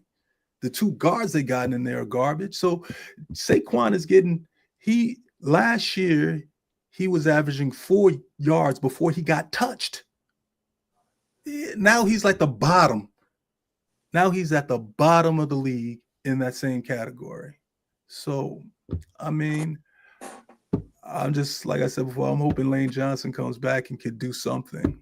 And I'm hoping somebody could slap this offensive coordinator around and say, get your playmakers the ball, get Barkley in space. How about, do a reverse to Smith? Do something, run a screen, have a man in motion. Wow. But it just doesn't penetrate this coaching staff. I don't know. So Nikki and Kenyatta, that last statement he just said, don't that sound like this a couple years ago? I was saying a lot that about our office. Sound like us. With Kellen Moore? Yes. Mike McCarthy. Mike McCarthy. Yes. Yeah, same thing, man. It's like, it's so frustrating when you have athletes but they can't get the ball in their hands. All right. No creativity on offense, no motion, no. It's like Kansas City. Like, you could see their play calling, and Dallas had a great game too. Play calling, they're scheming their players open. You know how many wide open? I saw so many wide open receivers that the Cowboys had. I'm like, how are they doing this? I know they were nice. They were blitz. Nice though. Oh yeah, Pickens is ridiculous. And he's going to get paid, and that's going to be a dilemma for y'all. We'll talk about that later. Talk about that later. Oh yeah. Well, the good thing about that, and let's get into a different subject. The good thing about the Pickens situation, I think Pickens is going to get his money. I think the issue that we're going to have is re-signing Williams when his contract is up. No. Our D tackle. Q. Q. Yeah. Quentin Williams. I think that's going to be the money. That's where it's going to be. The money's going. He might take less. He wanted to be here, so he might take less. But let's see. Okay. Let's see. We're gonna definitely see. So let's see. Roll Tide. So I know the next subject that I really wanted to talk about. Well, all the people, no comments. I ain't hear no comments. See no comments. Yeah, they've been out here. Maybe I don't have it on. Maybe you gotta click the middle screen. Oh, there it is. All right, okay. Ton of comments. Oh man, it's a lot of comments about you up there. Let me see what they're saying about the wise and the woke. Let me see. I don't see what they say. Put them up there. Let me see it. Well, I put them up there earlier. I didn't even see. I wasn't even paying attention. Probably some nonsense anyway, so it wasn't much to miss. I think that one thing that I really want to discuss, and it's because I'm in that profession, and like I said, I talked about it a little earlier that, that I'm going to be referencing playoff games this week in girls high school flag football and boys semifinals game. I'll be on the field. I had a situation of where we had a winning coach complain about the refereeing. And that baffled the heck out of me because it was not a close game. The game was far from being close. And in order for my squad to have moved on after getting graded and scrutinized by the powers that be, that let us know that we had a pretty decent game. But everybody wants to blame referees for the outcomes of the games. Granted, there has been a few games in the NFL that a referee has made a call, a la the Rams and the Saints a few years ago. That was egregious. Yeah, so there has been some instances in the NFL that, in my opinion, that a referee has caused a team to lose, but referees are programmed to call what they see. The motto is call what you see and see what you call. There are in the NFL field, there are 8 referees on the field, and you got 22 players. Everybody has a zone that they have to watch, or they have their demand that they have to watch. So why is it, and it's just not the NFL, it goes all the way down to youth football. Why does everybody feel that the refs, when they lose a game, and I'm just really going to say lose games, that the refs were the reason why the teams lost? Because over the last 3 years, everybody was saying that the referees were favoring the Kansas City Chiefs. The refs were favoring the Eagles, especially with this tush push, and then they started putting up video evidence. And obviously, your guards were moving forward, but the refs didn't call it because they said they couldn't see it. Now, over the last 2 games, it was for the Cowboys. It's been the refs have, that the teams have had to play the refs.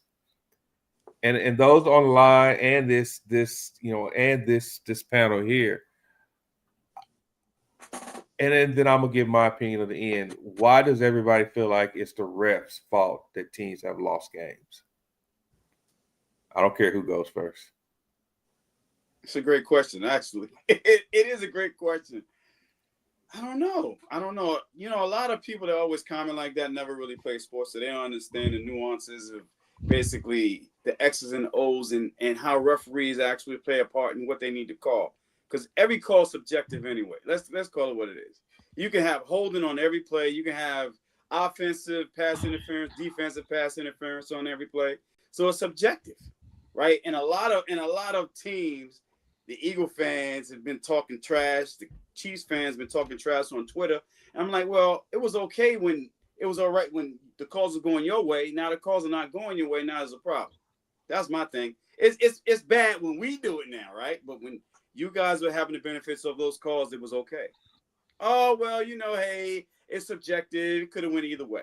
But now that the Cowboys seem like they're benefiting from it, now everybody's in an uproar, which is crazy to me. It's crazy. So like I said, man, to me, everything's subjective. To be honest with you, a pass interference call, it shouldn't be where the ball's spotted. It should be maybe a 10 to 15 yard penalty, just like in college, because it's subjective. For crying out loud, there's a lot of hand fighting going on, a lot of bumping. We don't know if it's offensive pass interference or defensive pass interference. Yeah. Holding on every play, because you are tugging on jerseys sometimes. Offensive linemen are tugging on the jerseys. Defensive linemen doing the same thing. To me, all of it's subjective, to be honest with you. You can be called either way. But when one team, namely the Cowboys, benefits from it, that's when there's a problem. Man, you can shake your head, but it's the truth. If you go on Twitter, the last week, you can see the fans were like, "Oh my God, the Cow did it." I'm like, it's okay when we do it now. I didn't even see You know what I'm saying? But when the Cowboys benefit from it, then there's a problem. I I had like the itis the second half of that game, and I dozed off a few times. Was there a particular play that it was All a of them. it was a All of bunch them. it was a bunch of play every pass interference that was called seemed to go against the CD. Cowboys' way. against CD or George Okay. Pickens. R. Pickens. Yeah. I think So Chiefs had 110 yards worth of penalties in the second half. wow. And before you comment on that, you got to add those. There was a 40-yard pass interference, Mm-hmm. and Yeah, like like, a 20 and yeah. a 20-something yard pass interference call. So that's 60 yards right there. So Yeah. so they had a whole that penalty added too on offense. On Simmons, when he pancaked our defensive end, they called a holding. Everybody was in an uproar because of that too. I thought it was that play, yeah. Yeah. Well, for me, man, I always my philosophy with refs is they're gonna make bad calls, and it usually evens out at the end of the game most times. So I was never one to say, we lost the game because you never lose a game because of one play or one call anyway. So I was never one to really whine about the refs too much. Obviously, you see a call and you don't like it, but then 3 series later, you get the benefit of a call. So to me, these are human beings. This game is fast as hell. You got 270-pound dudes running 4.5s. I mean, it's so fast that you're gonna miss calls, and like you said, a lot of these things are judgment calls.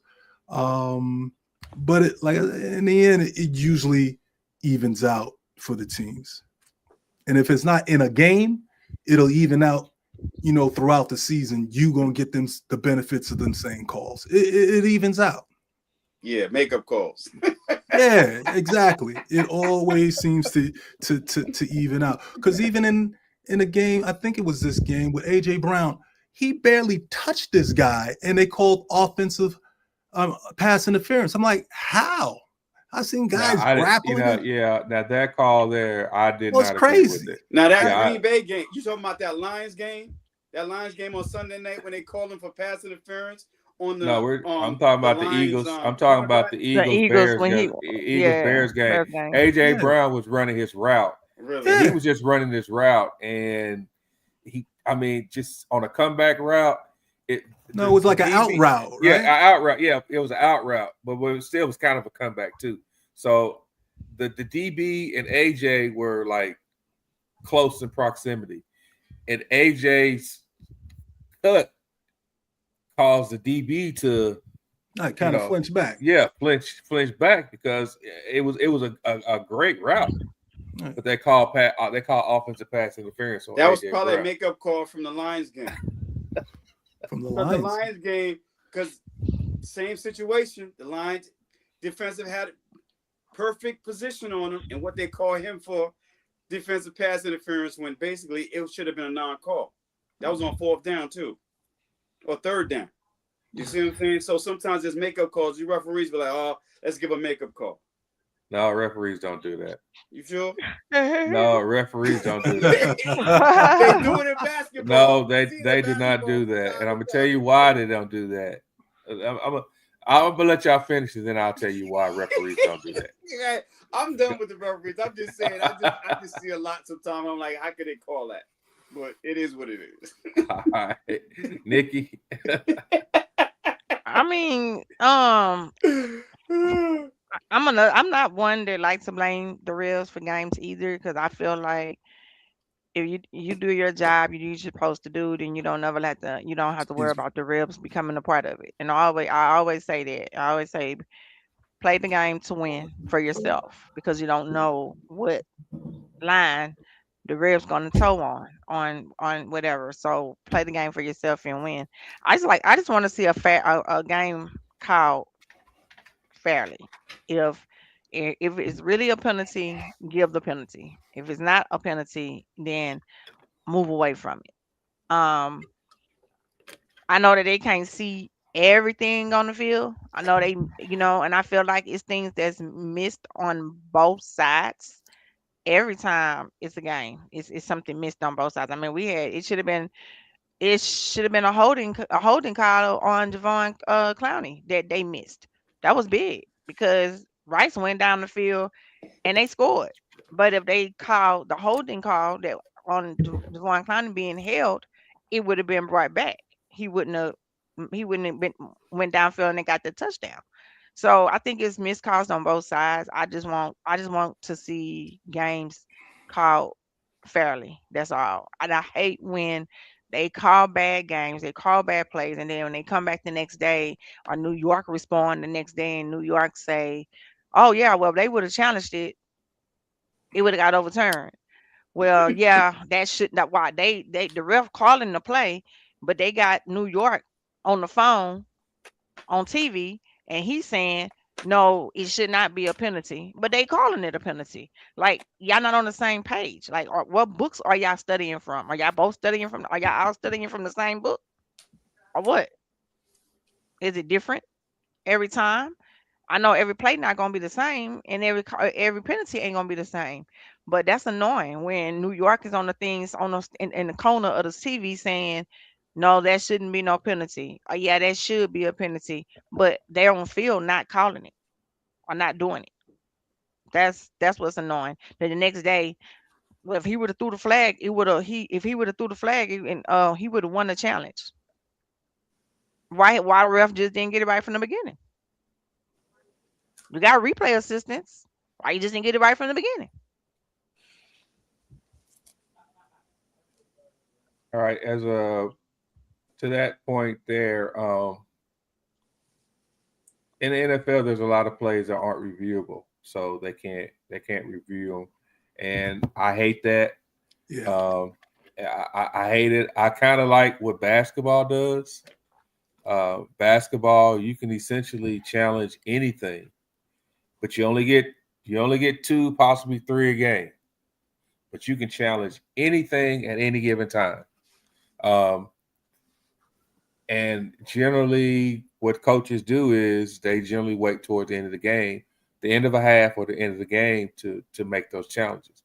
And I think if the NFL does that it will stop a lot of coaches complaining about big calls.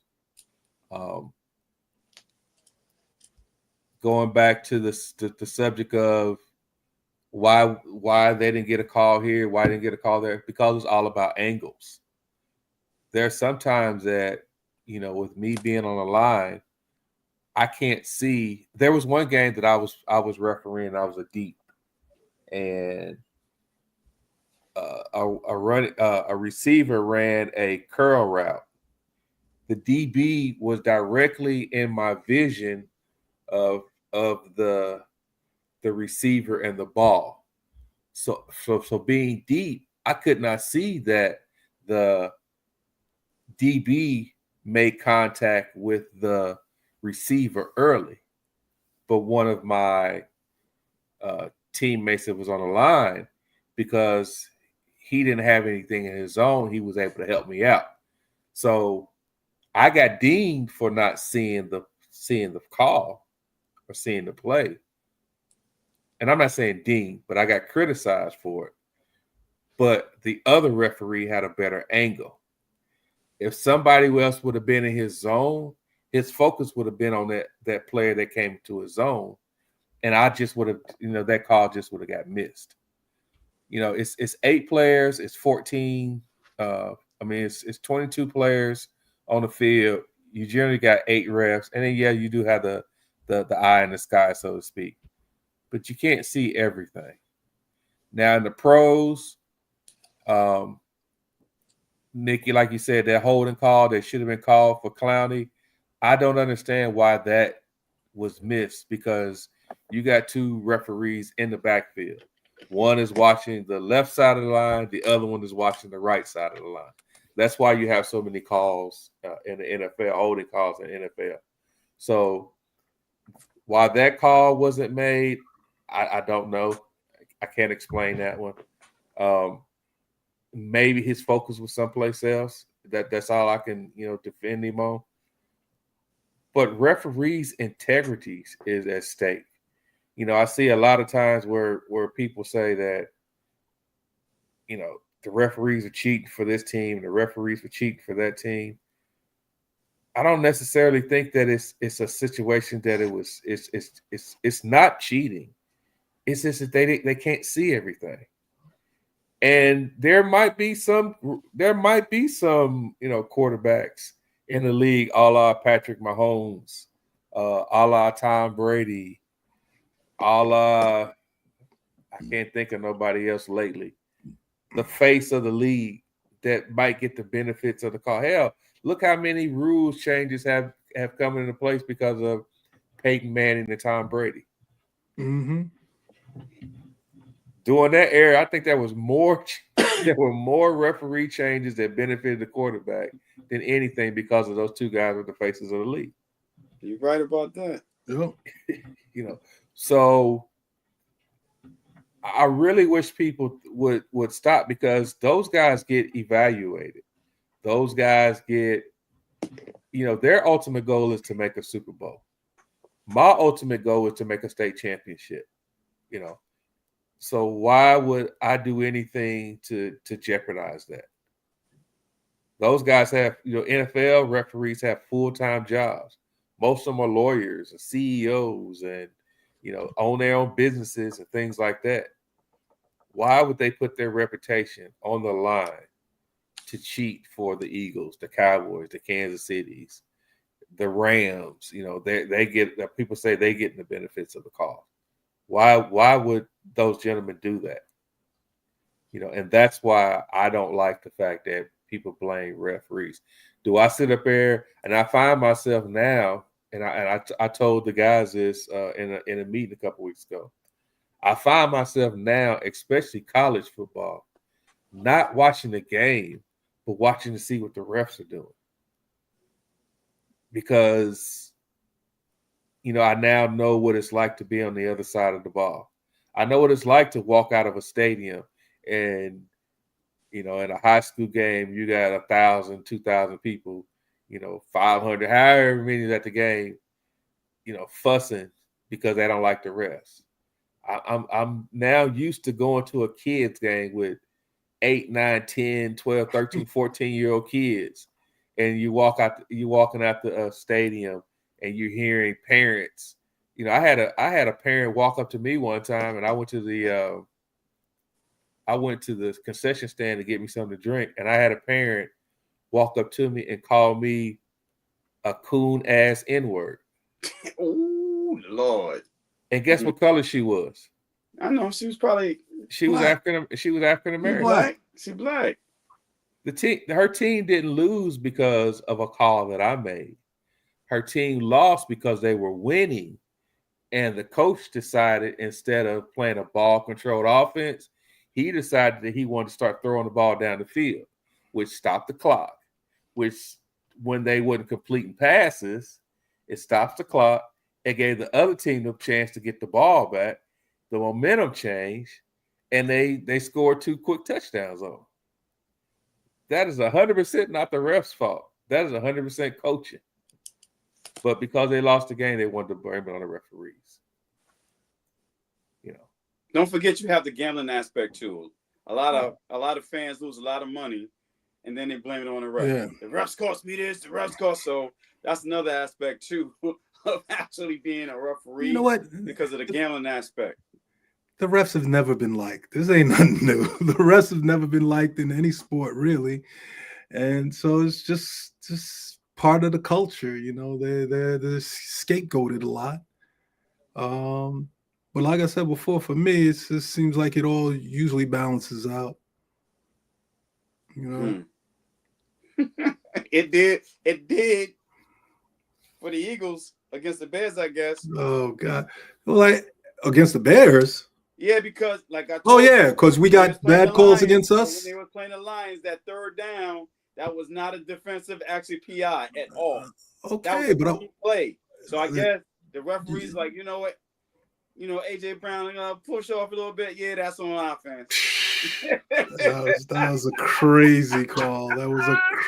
was a crazy call, dog. I was like, I just was like, I was fed up by that time anyway. But I was like, come on now. One call for another, though. One crazy call for another. Yeah, you see, you know, it it's evens itself out, though, right? yeah, Evens yeah, it itself does. out. It does. I didn't go crazy. Uh-huh. I didn't say that's why we lost. It just was a Now, I'm bad just call. saying, you said they even themselves out, so I was just pointing that out. No worries. Yeah, they do. They do.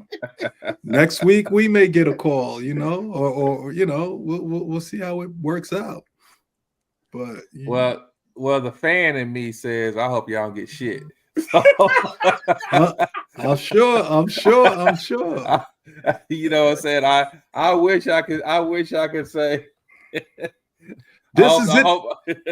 This is it for you guys now. You lose this game, your chances going to the playoffs, they said, is going to be about 6%. I saw that nonsense. Every game from here on out for us is a playoff game. So I'm not even worried about that. We just got to win out. Well, I'm just saying, you lose we this put game. ourselves in this hole. We put ourselves in but you put yourself back. But you put yourself back in the picture too. That's yeah. it. So let's put the shoe on the other foot. If you guys lose this game and we win, we in trouble. We only okay. That tie away. That half a win, you mean? That tie away. There's no winning in ties. There's no winning in ties. That half a win. But yeah, if we lose this game, we're in a very precarious situation. And you know how these things play out. It's like either we both gonna win or both lose. So then we're gonna have to go to the next week anyway. But your time will be running out. No, why? You play the Commanders twice, and if the Commanders play hard like they did against the Broncos versus Philly, yeah, y'all could be in trouble. We can lose to anybody, just like you can lose to anybody. We will see how it goes. We focus, though. We focus, man. Focus. We focus. So yeah, you know. So I can honestly say this. I think this has been even though we had the tragic happen to us with losing Neyland,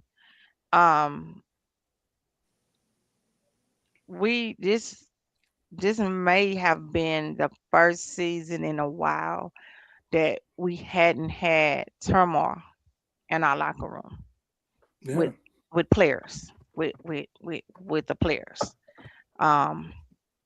because it was a lot of turmoil in the locker room with players. It's a lot of things that didn't come out, a lot of things that never was told, a lot of things that was just kind of like swept under the rug, and they tried their best to move forward from it.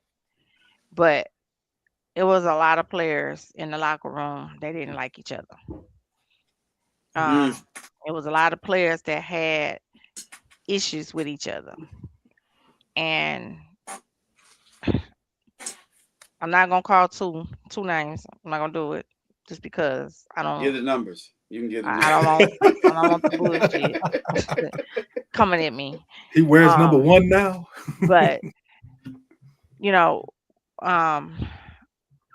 one actually said the other day that he would have stayed in Dallas if he had known the other one was gonna be gone, and y'all can figure it out from there. I already know who.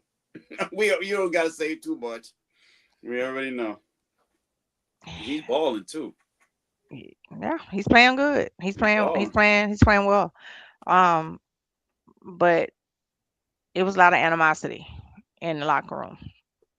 And in Jerry's mind was, of course, I keep the younger one. Of course, I keep the one that hasn't had the injuries. Of course, I keep the one that, you know, that I of course, you know, that I drafted so high up. But I think it kind of it just turned. It just turned around. It just went crazy. It just went separate ways. But so just go back to what I say. Your locker room matters. Your locker room matters. If y'all can't be on one accord in locker room in prayer and go on the field before the game and y'all can't be on one accord in prayer, that's a problem. That's a problem. You walk off while somebody praying for the whole team, that's a problem. because one certain person praying, you walk off from the prayer. That's a problem. Yeah, I wanted to talk about something that's not football related. Y'all know that we, from time to time, we discuss topics that affects the country. And it's not, I don't want to make this a political thing. So when I ask this question, in no way, shape, or form am I trying to,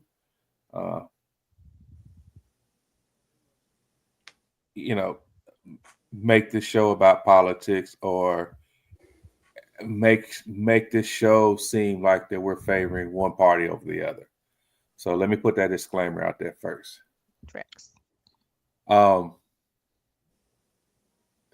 Considering that we just had the shutdown, and one of the biggest topics of the shutdown was the fact that the president could have opened up funds to use SNAP to pay those recipients, and I think he used that as a leverage to get the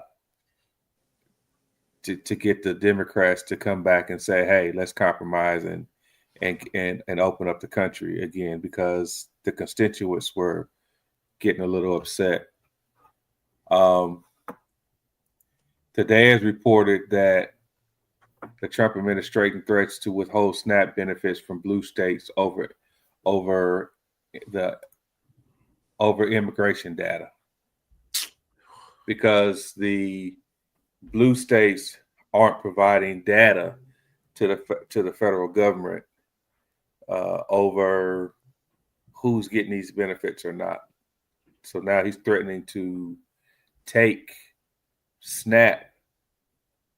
the funds away that provides, the funding for the SNAPs in these states. I think that is, first, to me, it's a privacy thing. I don't, let's say that I receive SNAPs, it's nobody's business on this panel and nobody's business on this show that I'm receiving benefits from the government. So it's, to me, it's no different than the medical, than the medical field. It's against the law to discuss, my medical history with anybody else that I don't want to discuss with. That's right. It's HIPAA. Yeah. HIPAA. Yeah. So I know if you got some damn food stamps, you better send that card this way. Right. Right. No. As far as that's one law I don't mind breaking. You better not say that too loud. Hey, I ain't done it in a while, but I'm gonna do what I gotta do. How about that? Right. But I just wanted to get you guys' opinion on that, before we close out our show tonight. Do we think that because like I said, I 100% think that SNAP benefit was one of the reasons why, the Democrats had to cave in to the government shutdown. And I'll let you guys take it from there. It's just so much that you could say. I'm trying to be really politically correct right now. Yeah, it's a lot, you could say. Go ahead, Wayne. No, I was going to say these states need to fight back. These blue states need to fight back. And what they need to do, and I thought the dude in California had said it a couple of months ago what he's going to do, but it didn't materialize. But he said that, all right, I'm going to withhold my taxes. See, most people don't realize that it's the blue states that provide the most taxes that are uplifting these poor red states. They're the poorest in this union, are these red states that will have the lowest education, the most poverty and all that. Those are in the red states.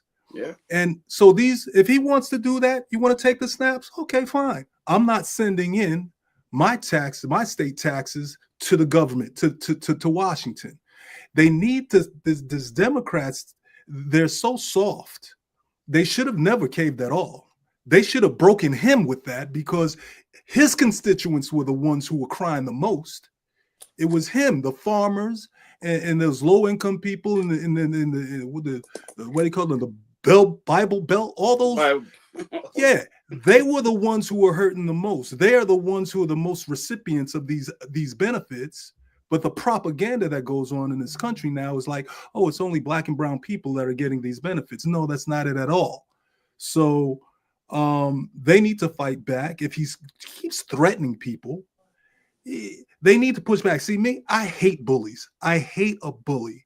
And with a bully, if you punch him back in the mouth, they become docile. They don't bully you anymore. And that's what they need to do with this guy. And if he wants to withhold, good, great, do it. If I'm California, a big state like that, I'm like, okay, I'm gonna withhold my money too. How about that? That's what I have to say on that subject. I'm gonna answer this question just from my end. But do you think it's fair for undocumented immigrants that are getting benefits that citizens aren't being given? Just a thought. Are they really? Yeah, they've been doing that in California. That's how they were able to get certain votes, because they were doing that. Yeah. That's why I'm trying to be politically correct right now, but I'm just saying a lot that they were doing for the immigrants was so they can get their voting rights, so they can vote actually Republican and not Democrat. So Stoney, I felt like the fact that you put in there undocumented immigrants are getting benefits, I 100% don't think it's fair that undocumented immigrants are getting benefits that some of the U.S. citizens can't get. I 100% agree with that statement, and I will not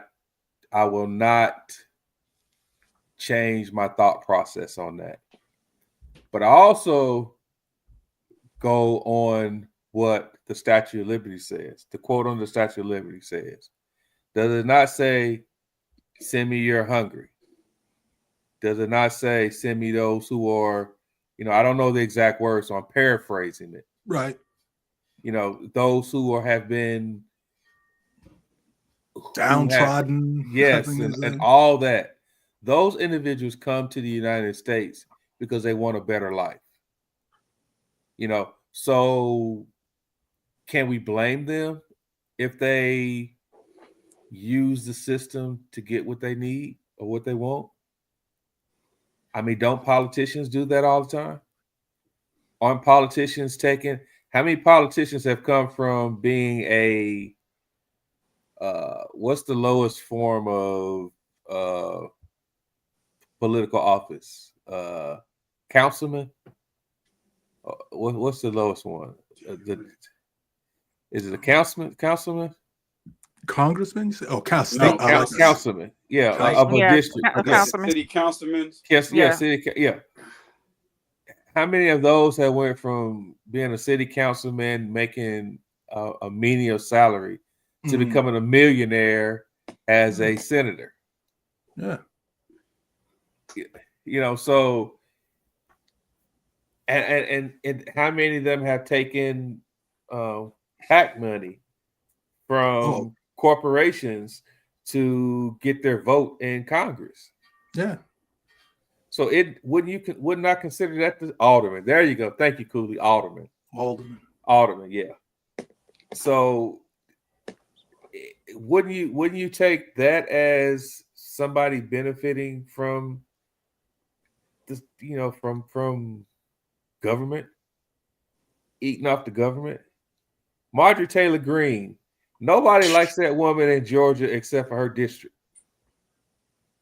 But this woman she can lead Congress as a millionaire. Yeah. Because during COVID and a couple of other times, she was able to take her money and invest it in the stock market. They do insider trading all the time. Nancy Pelosi and her All the husband time. are almost billionaires because of that. Yes, so and that's on both sides of the spectrum. That's Democratic and Republican. So I don't like us using benefits to feed the hungry, the poor, whether they are Republican or Democratic. So let me just put that disclaimer out there. Whether they are Republican or Democratic, I don't like them using that benefit to hold governments hostage. I wanted to say one thing too about these immigrants, just how it's framed here in this country, that all illegal immigrants are brown and black people. It's a lie.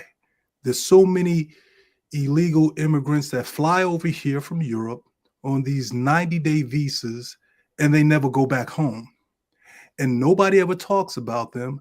I work in the medical industry. There's so many of these Russians that came over here. They're not documented. They got this, like I said, this 90-day visa, and they're here. And they're flourishing all over the country.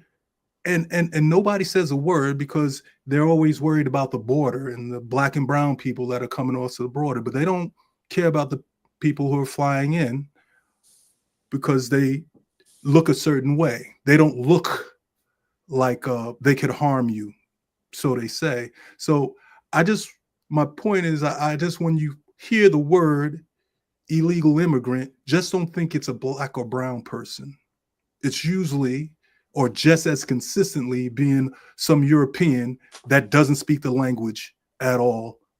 And for some reason, that's fine. Some reason ICE isn't banging down their doors, but they find a way to go into these communities and harass these people. If you're going to do it consistently across all regions of the globe, not only from the South, but from the West as well. But you know why that's done? I'm going to say one thing. The majority will be a minority soon. And so that's why they trying to put all these other illegal immigrant laws and all this other stuff into place. So we know that. And that's all I'm gonna say, because I don't want to go on a tangent, because I do this all the time. My brother, my cousins, we always talk about it. It's just crazy how they do, or they say illegal immigrants, and it's like, yo, we know what you're trying to do. I thought everybody in this country had a right to live and do whatever and try to make money and prosper, but I guess not. It's great. Yeah. It's a crazy world we live in right now. Yeah. Well, they the ones voted for him. I mean, they are the ones that voted for him based off of his lies. Based off of what things he said. And hey, I don't knock nobody for what their choice is of who they support and who they don't support. That's not for me to judge. But you can't cry wolf when you the reason why things are where they are. Simple as that. You can't.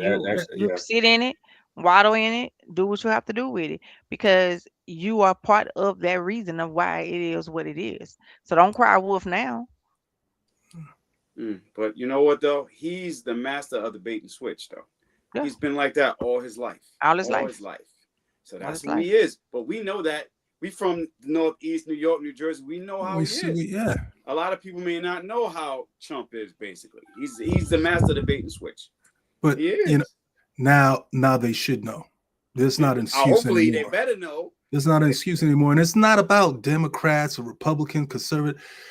You know right from wrong. You know you know that being a pedophile sympathizer, trying to shove that under the rug is wrong. I have this guy, Stephen A. Smith. Everybody ought to know I hate this guy. And it's because of the things that he says and he does. He's like, oh, nobody cares about these files, these Epstein's files. Who are you speaking for? You're not speaking for me. And it's a shame that this guy has a daughter and he would say something like that. But that's where you find the character of some person. Like you're raising a daughter and you're going to be trying to provide cover for these sexual deviants, these pedophiles. what does that say about you? Well, You know? I think what Stephen A is trying to do is, somebody had the notion to say, "Hey, you should run for president," and he was like, "Hell, I don't know if I want to do it." So now he done got this little show now, and yeah, he's got this little podcast, and now what he's trying to do is he's trying to play both sides of the fence. Hey, I'm gonna speak over here because I don't like does that in sport. He does it in sports too. Yeah. So, hey, getting back to the Epstein files for a second, you know him and Epstein used to be best friends. Hold on here. We got one of our fans. We got one of our fans here. She's yeah, she wants. This is the one who want to trash. Don't be telling on us. Let her trash the Eagles. That's what she want to do. Get off that and get back to trashing the Eagles. That's what she wants to do. No, I know what I want to do though. I tell you what I want to do, and then I want to close the show off with this. I want to. We always say that we ought to give our flowers to individuals while they're living. We don't wait till they pass away. I want to give Nikki some flowers tonight. Don't be talking about what. Guess who is covering the Big 12 championship game this Saturday at AT&T Stadium? They're gonna be in the press box. Oh, awesome! She's a queen to be. This woman started with me. Oh my God, it's been so long. I don't even remember how many years it's been. But I think it was 2017. Maybe sooner than that. I don't know. I think it was sooner. Yeah, it was a year that no, it was 16. 2016.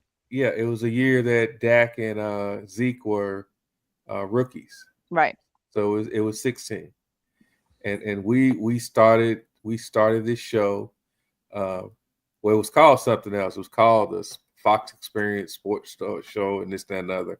And I brought Nikki along, and then we changed it over to Stars Talking Cowboys. But this woman has worked her ass off to get certifications in sports. I have kicked people off of this show who has doubted this woman's knowledge of football. Now, this woman is now going to be covering the Big 12 championship game on Saturday. So I tip my hat off to you. I got to show my ball head. Thank you. And like I always tell you all the time, that I couldn't have done this without you, and I wouldn't be here if it wasn't for you. You helped me with my knowledge. You helped me with my skills. You helped me with just learning the ropes of all of it. And I always say to all my fans and everyone that I appreciate you guys. I don't know everything. I don't pretend to know everything. I'm always researching, asking questions. If I don't know the answer, or if I don't, I'm gonna find the answer. A lot of times people don't know. I stay up at night, late at night when we get off the show. I listen to some things that said on the show, and I go do my research on it.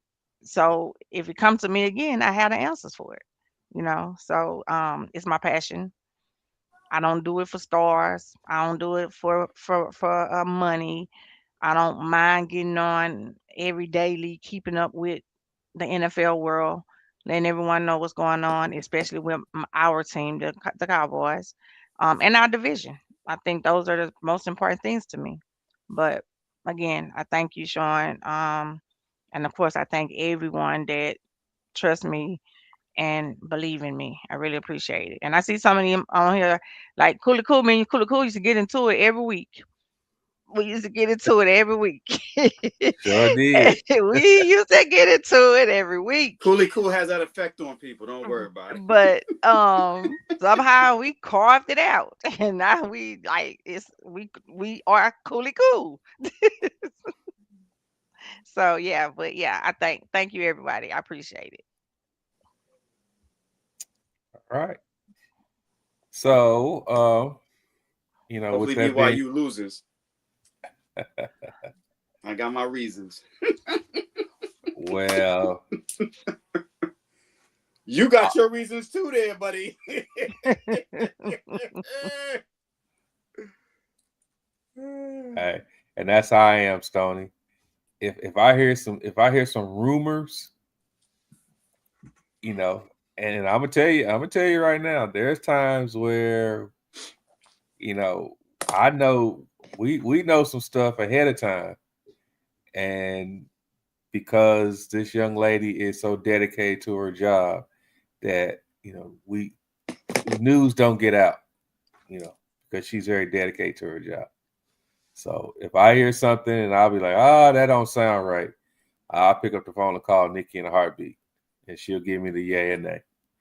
And I've been around her long enough to know that I trust her word. If she says no, that ain't gonna happen, or it is gonna happen, I don't get excited until I hear it from Nikki.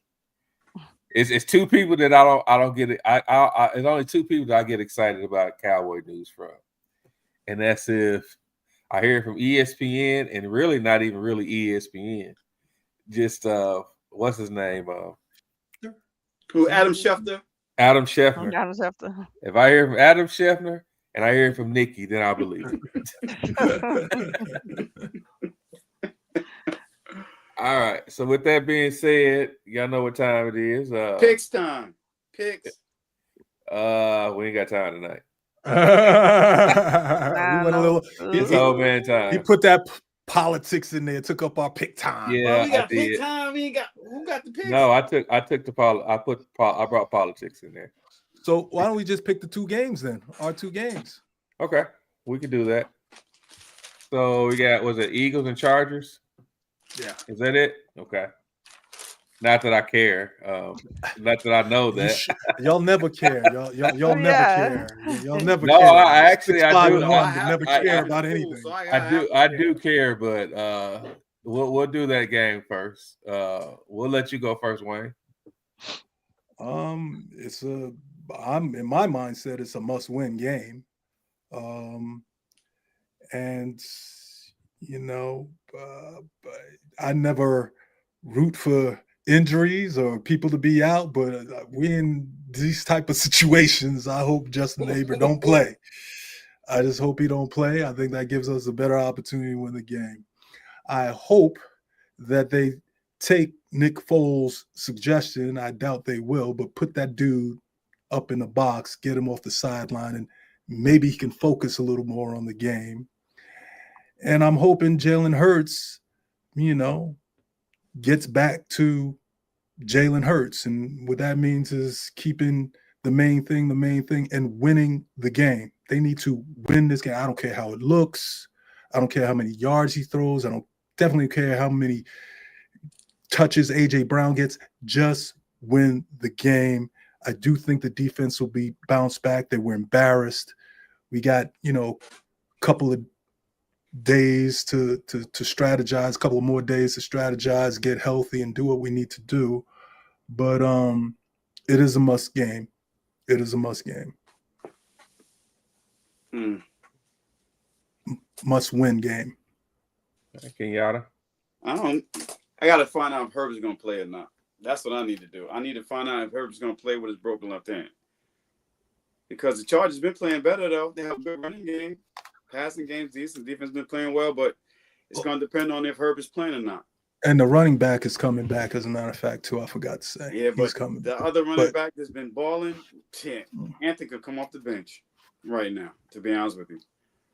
He probably will, but he's going to get carries. So let's see. Everything's going to depend on Herbert for me right now. Because I can't pick it. I can't pick the game. I need to hear more about what's going to happen with Herbert and his left hand. Because he just had surgery on it. Yeah. Because, you know, Trigger Trey is the backup. So, yeah, he's the backup. And, you know, I'd rather have him in there. I bet you would. I'd rather have him in there.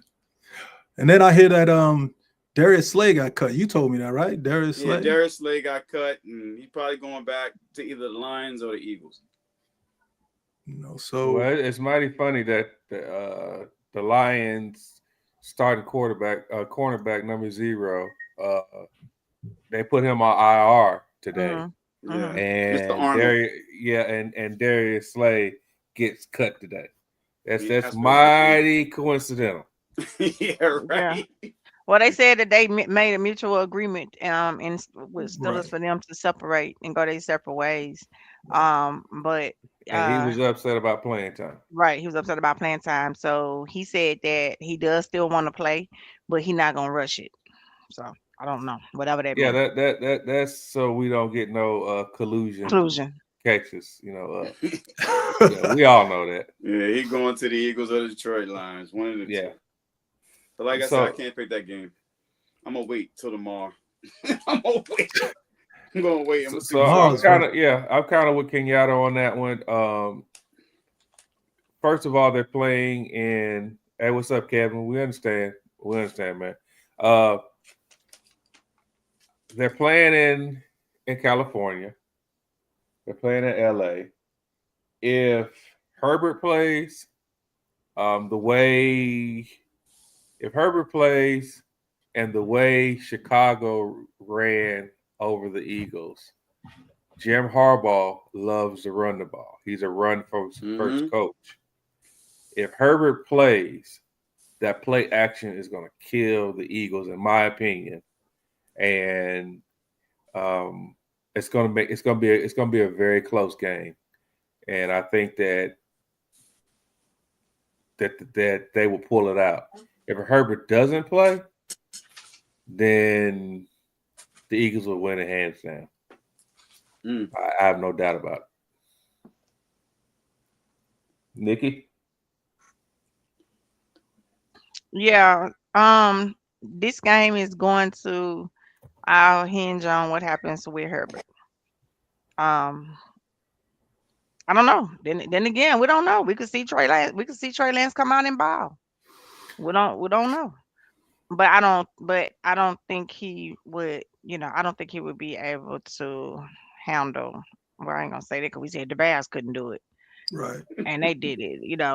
So yeah, this game is gonna truly hinge on Herbert.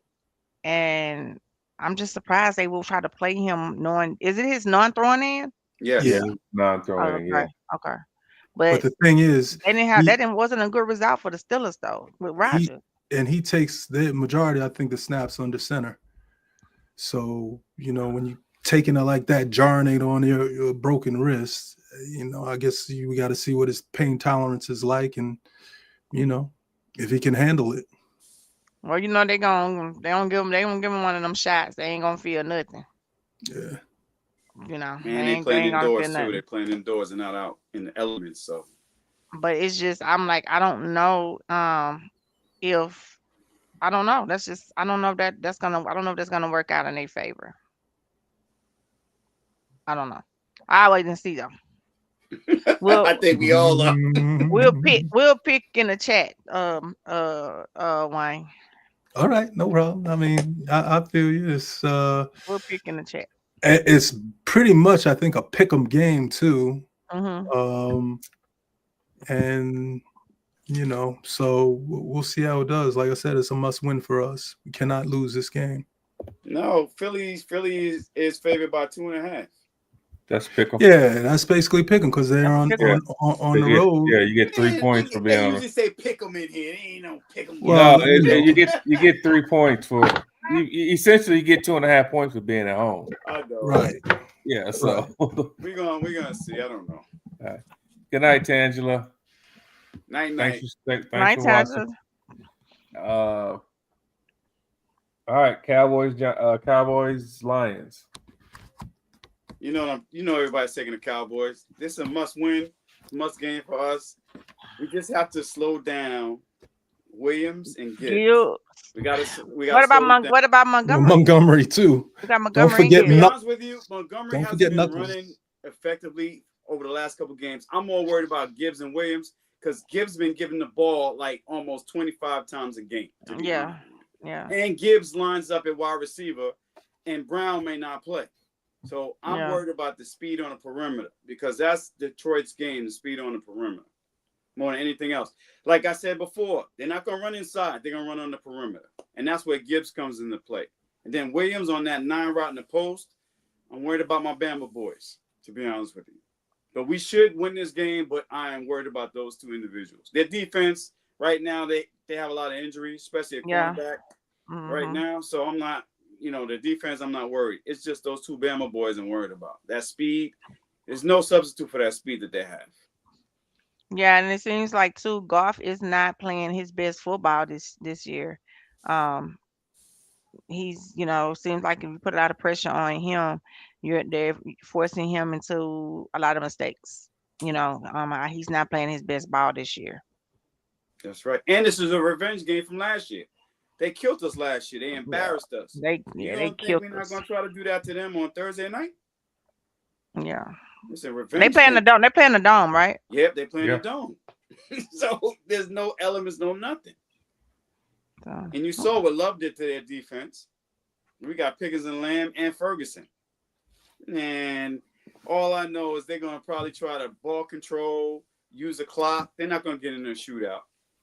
They can't. Wayne, they were asking. Oh, Kevin, you're gonna have to go back to the beginning and watch the recording of the show. You're gonna see. I was cool tonight. I was like, he wasn't too bad tonight. It was cool. He was only cool because they lost to the Bears. If they would have won, he would be off the chain right now. No, it's cool. I'm cool. Cool. Don't. Nobody said anything, crazy to me. Like, your man did. You're used to choking, stuff like that. That kind of stuff triggers me when I know the history of your squad. So, but nobody said anything like that today. My prediction of this game is this is a must-win for both teams. Right. I'm 100% with you on that. Goff has been playing horrible. He seems very antsy in the pocket, so we don't have to worry about him running. That part we don't have to worry about. Right. With our 3 D tackles coming up the middle, if we could enable him, not allow him to step up into his throws, and contain Gibbs, we can win the game. If we don't contain that young man, you can't get in no shootout. Yeah. If we can't contain that young man running that ball, if we can't contain him, then it's gonna be a long night for us. Yeah, because he picked up 200 and some yards on the ground against the Giants. Not mad. Man, you still mad about that, Jerome? Not mad. Don't forget about Williams though. Williams is a game breaker too. We cannot forget about Williams. But he doesn't run short routes. Everything they throw to him is deep and crossing routes. Yeah, that's because he's slight. That's where we have to not allow Goff to step up in the pocket.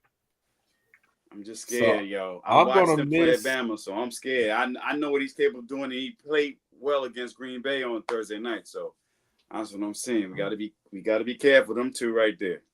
Yeah, we definitely gotta watch them. Most definitely. But hey, we just gotta go in and play our game. Play our game. Show up. Get out of there. Don't make terrible decisions. Hold on to the ball, and just try to keep everybody as much as we can healthy. Honestly, I hope Nate start on the line. I hope Tyler Guyton I hope he still can't play this week. You want to wish him well on nursing his injury. Yes. Come back at full strength when you're ready. Only when you're ready. Speedy recovery. Just stay on where you at. And that's kind of how I feel about Diggs. I don't feel like I kind of how I feel about Diggs. Stay where you at. Like, come not this game. This ain't the game for you to be trying to come back. Because I don't need you talking about the this and that. I don't think this the game for him to try to come back. I think he needs to wait another week. Well, don't we play the Vikings after that and then the Chargers? Mm. I mean, yeah, we got Yeah. Jefferson next week, so I mean, pick Yeah. your poison. Even though they Yeah. have a quarterback, They're playing terrible. Yeah. because of the quarterback position, but still Jefferson can go off at any minute. Yeah. Right. Okay. Well, Well, like I we'll said, see. We'll have Yeah. this conversation next week. Most I got a definitely. prediction. I got a prediction. Okay. We played tonight. Damn. No, I refer back to the beginning of the show. I think it's going to be a great game, but I think that, the Lions are similar to the Cowboys, where they're a lot tougher at home. When that crowd gets behind them, they seem to thrive off that. And like I said before, I don't think that Dallas is a very good road team. They haven't been a very good road team this year. They haven't been a very good road team in their history. And I'm going to hold my hat on that. Yeah. And Dak Prescott's history, we already went over that. We're going to start that. Didn't I tell you the last 3 games? Can I finish my prediction? Yeah, please let it finish the prediction because old man time here. God yeah, it's old man. So yeah, we closing out the show. So I really think they're going to squeak it out. It's going to be a close game, but I think the Lions, because their backs against the wall as well, it's a must win for them as well. And it's going to be a hard hitting rock'em sock'em affair. And I just think that, how they call them, Sonic and Knuckles. I think they're gonna have a big day. I think their running game is going to do very, very well against Dallas. You hoping? No, I said I what they think. always say is, for me, real quick. Old man time, but God, boy, yeah, I just feel like you don't win games. You win games in the fourth quarter. So when depending on what the score is when the fourth quarter comes, that's what's gonna tell me a lot about this game, about it, because you win. The games are won in the fourth quarter. That's when they won. They not won in the first quarter or the second quarter, third quarter. They are won in the fourth quarter. If the Lions interior line is still playing bad, we'll be fine. They can't really rush the passer either, so I'm not worried about it. They are banged up at cornerback. Pickens and Lamb should have a field day. Yeah, but we said that against Chicago. We said that against the Panthers. But that's different. This team is different. We have a different mentality right now. You have to understand that too. The mentality is different. We just talked about that, so I'm not really worried about that. Just watch. I'm gonna let them do the talking. Well, Natalie ain't going to sleep. She's just telling everybody bye. Yeah, she's telling us bye. Yeah, she'll be ringing my phone in about 5 minutes. Yeah, she's telling us that she's agreeing with me. It's old man time. Yeah. Lord have mercy. Okay. Well, it's been great, guys. Next time, 3. Wayne, it's been always a pleasure to have you on with us. Thank you. I think, we know we just got over Thanksgiving, but remember to be kind to each other because we don't know what people have going on behind closed doors. We don't know what people is dealing with. So it doesn't hurt to just be kind to one another and say something positive to one another daily. It's tough times right now. And the holidays are always hard on everybody because we all have loved ones that we missing doing the most during these time of the year. So just try to stay together, stand together, one band, one sound. And hey, that's what it is. Have a good night. All right, we'll see you guys next week. Peace. Next week. Peace. Roll Tide this weekend. Roll Tide. Good luck Thursday. Not really, but good luck. Good night. Oh, Lord. Peace.